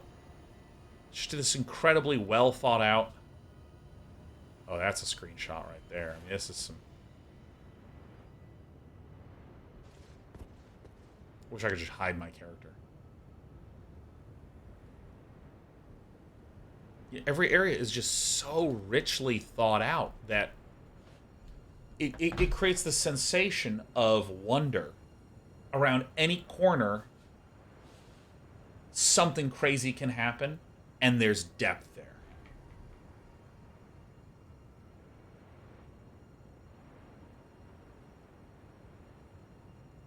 I mean, it's just spectacular.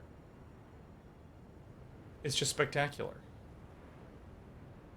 And I think that there's like a fourth thing that is, it's not like a different thing because it's relevant to all of this. Dude, players play content. Players don't fucking play roadmaps.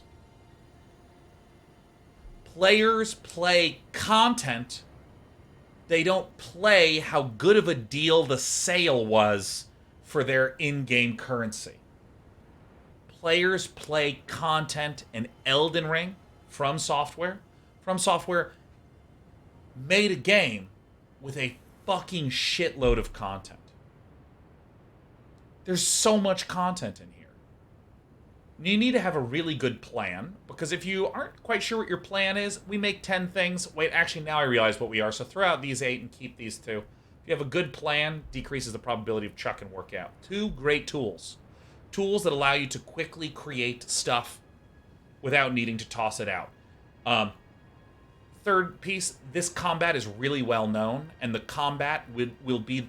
Changes in the combat ripple and cause changes in all the rest of the content. So if you have a really good idea of what your combat is like, you're not going to need to do as much changing and reconfiguring and refactoring of areas and so on. I'm actually interested in going into the debate parlor. Clint Belanger says, at least 5 times in the game, I thought I was 70% done.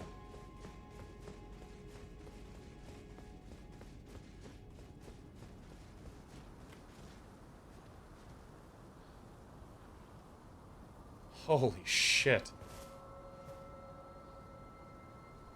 So Draham says, I would say that Ubisoft games have tons of content. What's your thoughts on the distinction between them and Elden Ring?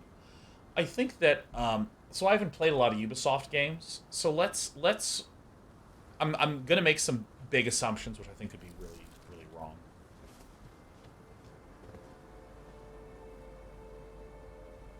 Jesus. But some of the assumptions that I would make is that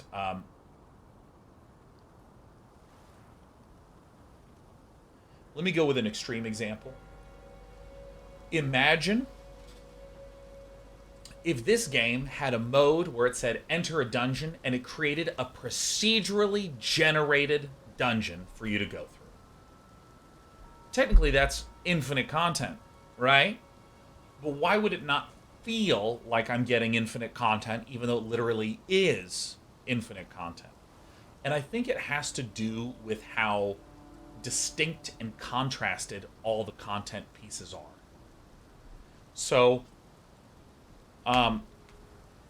for instance, if there is a quest, I remember this happened in 2013 Tomb Raider, there was a little offshoot, there was a little miniature dungeon where if I completed a puzzle and pulled this here and figured this out, I would go up and I'd get a little bonus, a little relic, something cool to look at. Cool.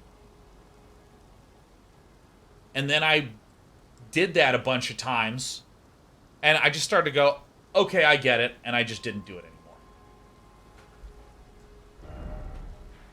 The fact that Stormveil Castle, this dungeon, plays differently from Castle Morn, which plays differently from Celia, Town of Sorcery, which plays differently from Landel, which is enormous, which plays differently from Mount Gelmir, which plays differently from the Haligtree, which plays completely differently from Fire Missoula, which plays completely differently from Nokron Eternal City, which plays differently from this. Like, all of them look different, play different, feel different, have differences in them. You know, in a lot of ways, I actually feel like the Altus Plateau feels kind of similar to a lot of some of the areas up here. Where, I mean, Altus Plateau is probably my least favorite area in the game, even though I had a good time in it. But, you know, a lot of the areas of Limgrave kind of felt samey. But overall, when I say this game has a lot of content, I think I would rephrase it as this game, instead of having the expected 5 unique areas with 5 unique, bespoke, high-quality, well-made bosses and 5 sets of enemies, this game seems to have... I mean, let's just count them, right? Let's count them. West Limgrave kind of feels like one thing to me, and a lot of Weeping Peninsula I would lump into that. This to me is all of Limgrave. East Limgrave felt different. So there's 2. Bottom Caelid felt like 3. Dragon's Barrow felt like 4. And I'm actually going to ignore the bespoke dungeons for now. There's the Shifra River Valley. Let's see, 5. Einsel is 6. Lake Arata 7. Noxtala is, we'll just say 6, because it was the same as Nokron. Alright, so there's 7, 8. I would call this 9. I would call Deeper Depths 10. Lanedale is 11. Altus is 12. Mount Gelmir is 13. Liurnia, I'll call 14. This Mountaintops area is like 14. Consecrate is 15. Haligtree is 16. Since I mentioned the Haligtree, that's 16. Let's also do all the other dungeons. Farmazoo is 17. Castle Redmane feels like 18. Stormveil feels like 19. Rylukari feels like 20. Let's say the Caria Manor doesn't count, so let's say 20.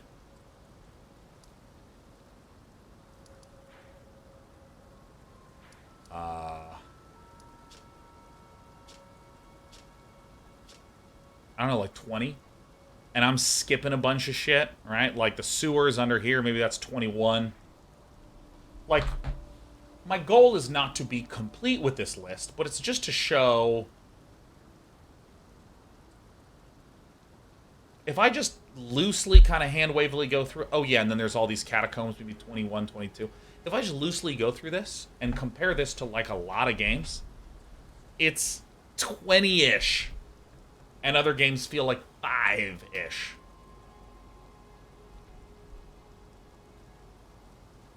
And it seems like this game stretched so hard to make each of these catacombs. You really could have just fucking thrown in the towel and made some boring-ass catacombs. But they kept doing weirder and weirder and weirder things. Let's see, where was the... There was one of these caves that was just fucking hilarious.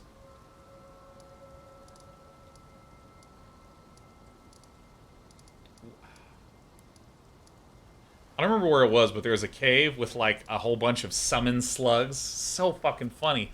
Oh, I remember this one, the Oriza side tomb that was like a weird maze, and I fucking owned it.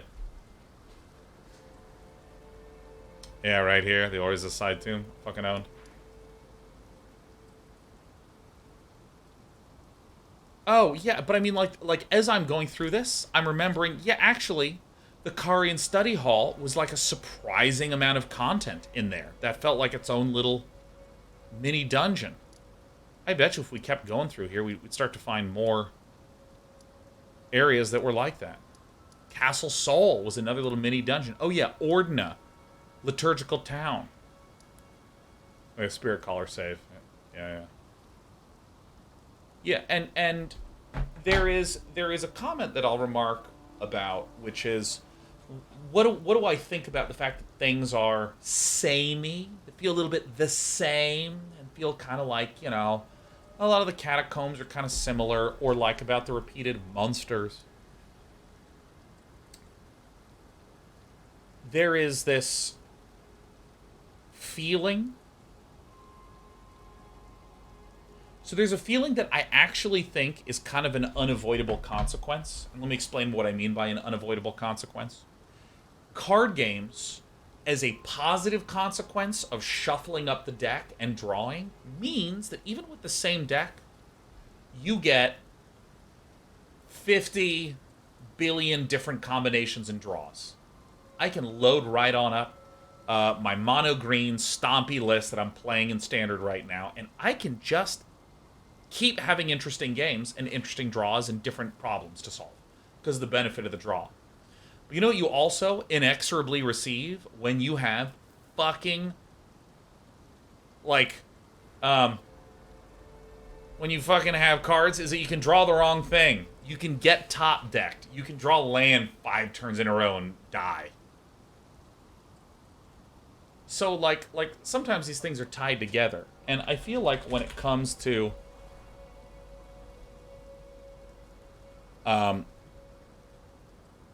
I feel like when it comes to the...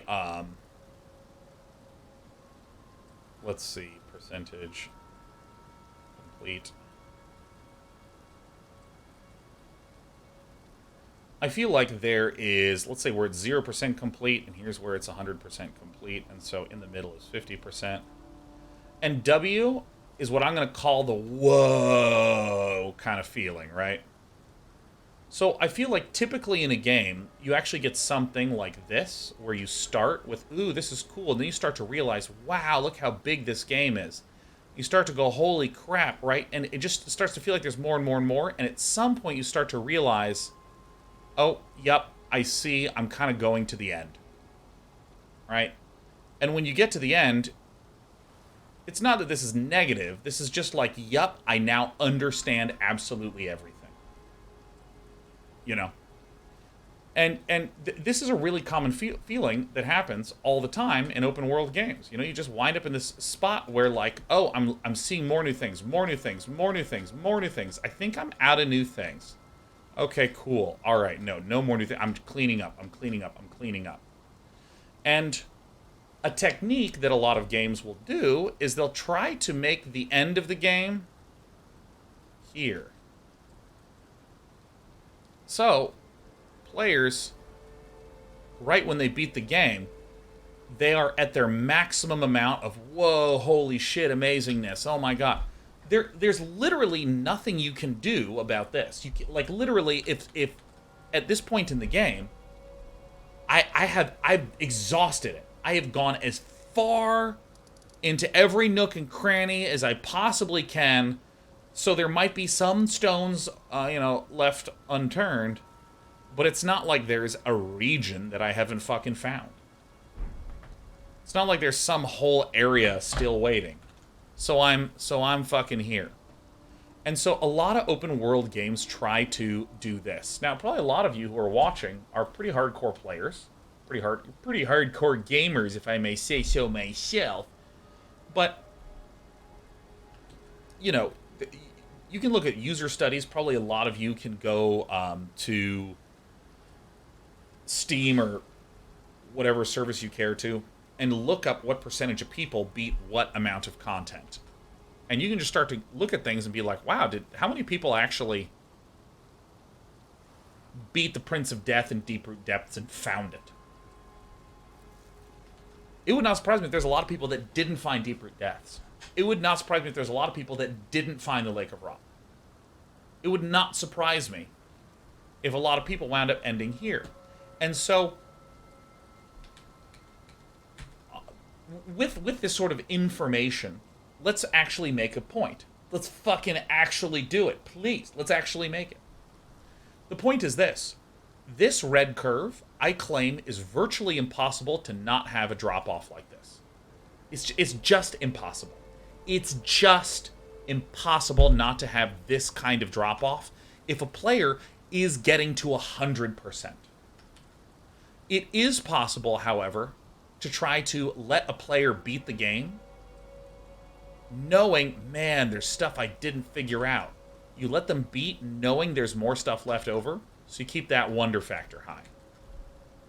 And therefore, I think all the problems of this are literally not problems. They are properties of having a game that ends. I think it is a property of this. I think this is unavoidable. I think that if someone's like, well, yeah, it felt like they started to, things started to peter out a little bit, Yeah, it kind of felt like things kind of like the ending was like a little once it started really explode. Okay, yeah, you know. Even more says there's a sense of satisfaction some gamers get from a sense of completion, though. That's true, but it's just not what we're talking about. This is not total satisfaction. This is the awe and amazement at just how much shit there is. You start at the beginning of the game and you're just seeing more and more and more and more stuff. There's just so many new things. Oh, I'm beating so many things. Oh, and if I beat the game here, I'm just, wow, the world is huge. It's amazing. But again, your wonder and amazement drop as you start to get to the completion. And so there's an intelligent efficiency thing that comes into play, which is, all right, we put in a bunch of work to making our skeleton slashes look good. We put in a lot of work to making our all manner of enemies. It's sensible to reuse them in places. And if you are reusing them anywhere, also in this period where someone is approaching 100%, that is the most frequent time during which they will go, oh, I've seen this thing before. I mean, just by definition. And so anytime someone says to me, I saw a lot of repeated content and, you know, by the end I was just, things felt kind of samey. I mean, if the question is, do we want to make one more area or do we want to not make that area so that way we don't have that much reused content?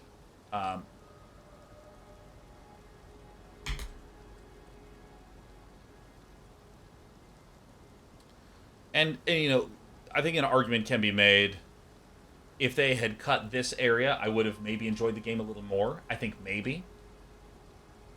But, I mean, the fact of the matter is, this game is so huge and so varied and puts forth such an honest effort to give an incredibly high-quality experience. I don't care.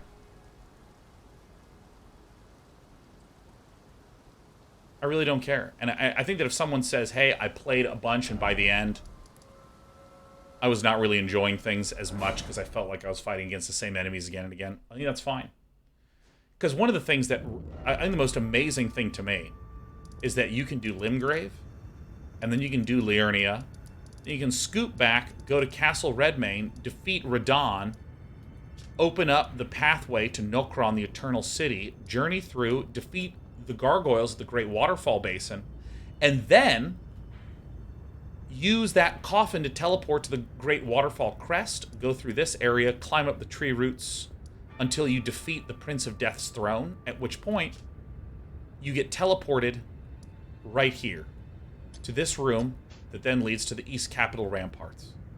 And that can be a way in which you enter into Leyndell and eventually journey into the Mountaintops of the Giants.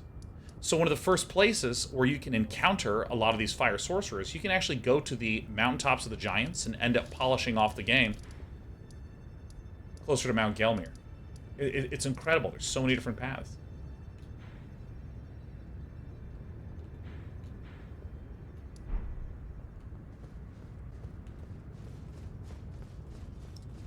Stunta 2 says, for me, I got burnt out by the end, and by the end I was just trying to finish it. You know, Stunta, I'm curious, what was your game playing process? I'm not saying you did this, but I knew someone that opened up the game when it came out, played it on Thursday, Friday, Saturday, and Sunday, played it every night, Monday, Tuesday, Wednesday, Thursday, took off work, played it all day Friday, played it all day Saturday, and then on Sunday I talked to them and they were like, dude, oh my god, yeah, no, I'm feeling a little burnt out on it. And I'm like, yeah, I mean, you've been no-lifing this. You played the game for like, and they also took 200 hours in their playthrough. Like, I was like, dude, you fucking played for like 180 hours? Stunta says, yeah, that was pretty much me, LOL, and I wanted to play, but I had to go to work. Yeah, see, like, that's, I think that if someone, how many hours are in a week? 168 hours? If someone opts to spend 120 hours of their 168-hour week only doing one thing, I think any fucking activity will make you feel the same way. I think people burn out.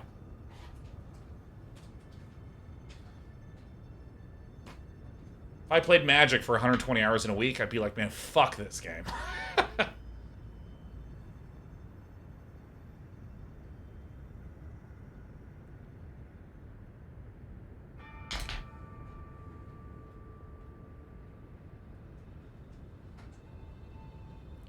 this area is so sick.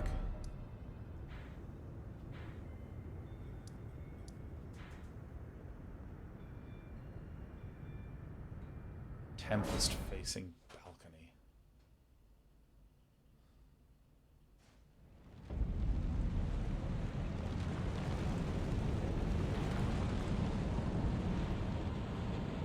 Jesus Christ.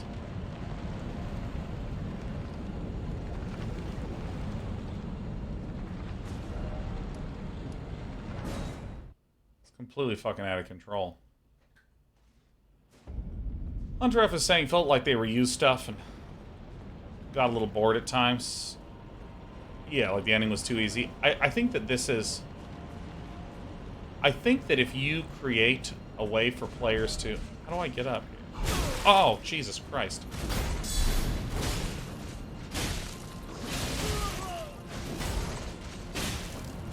Stabby, stab, stab, stabby, stab. Stab him. This is where I'm trying to go, sorry.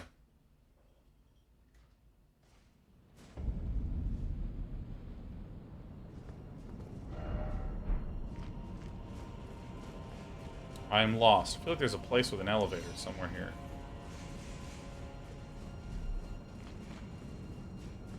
Where's my room with a view, dude? Play Breath of the Wild? Never have.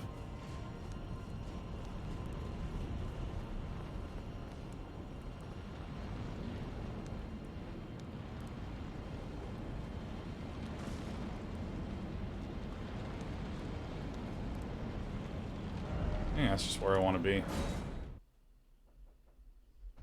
Yeah, there's a real problem with making a game feel consistent when you can just level up whatever the fuck you want at any time. When you can keep farming and doing shit like this. Because, like, I was thinking about this. Like, I think that, for instance, the Haligtree is optional. It looks optional. Deep-root depths is optional. This Lake of Rot area and this high ground here feels optional. Caria Manor feels optional. I don't necessarily know if... Actually, don't know how the Divine Tower stuff works in the game. I activated all the Divine Towers, all 6 of them. There's all this stuff that seems optional. And so, if you make content optional, there's going to be some people that get to Elden Throne literally being lower level than other people. So what do you do?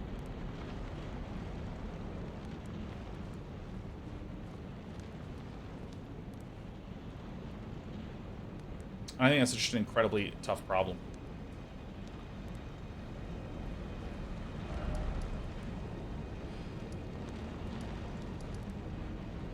Well...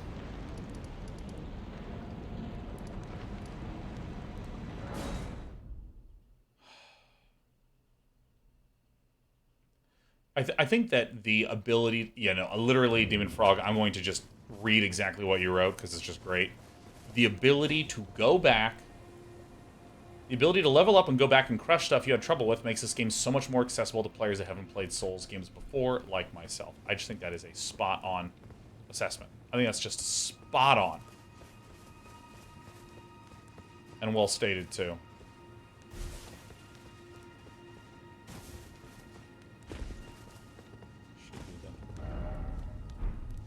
Night Sky Unceasing. Great. So, I mean, I actually think it's one of the greatest games that has ever been made and will ever be made. Sheer level of craftsmanship. It's just staggering.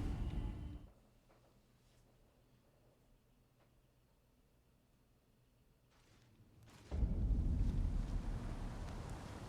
can think of no better way to end the game than going back to the place where we began it.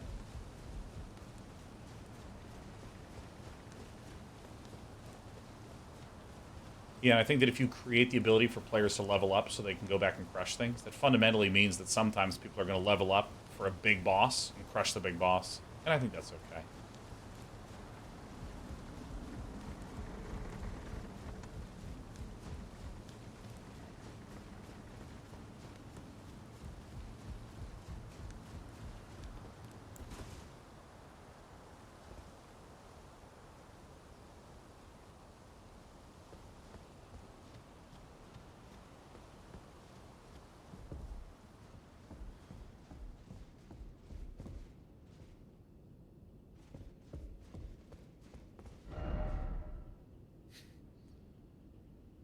Though the path be broken and uncertain, claim your place as Elden Lord.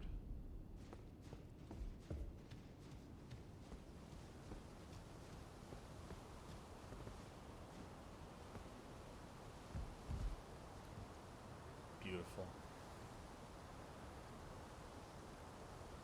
Exit to the left, Liurnia. In front, Stormveil Castle. To the right, the first steps. Some beautiful sky.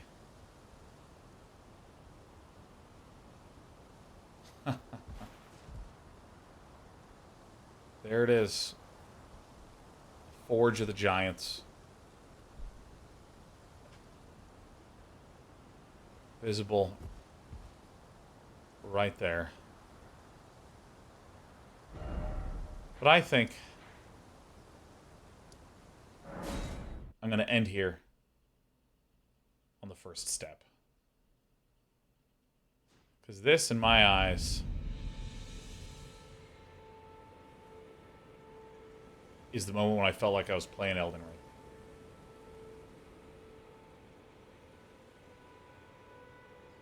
So many notables. There's the fort. It's not Castle Redmane, but that's the fort. It's there. See Garonks.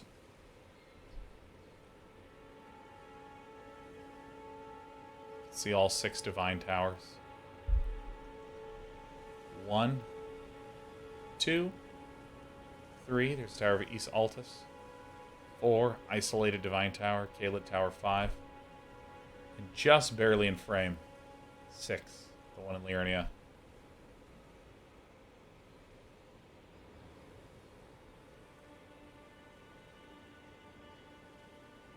My God, Radagon. Right there. Wow. Well, hey, thanks everyone for joining me on the journey. One of the greatest experiences I have ever had in my life is playing this game. Shout out to FromSoft, Miyazaki, and all. Have a wonderful weekend. Mwah. Good night.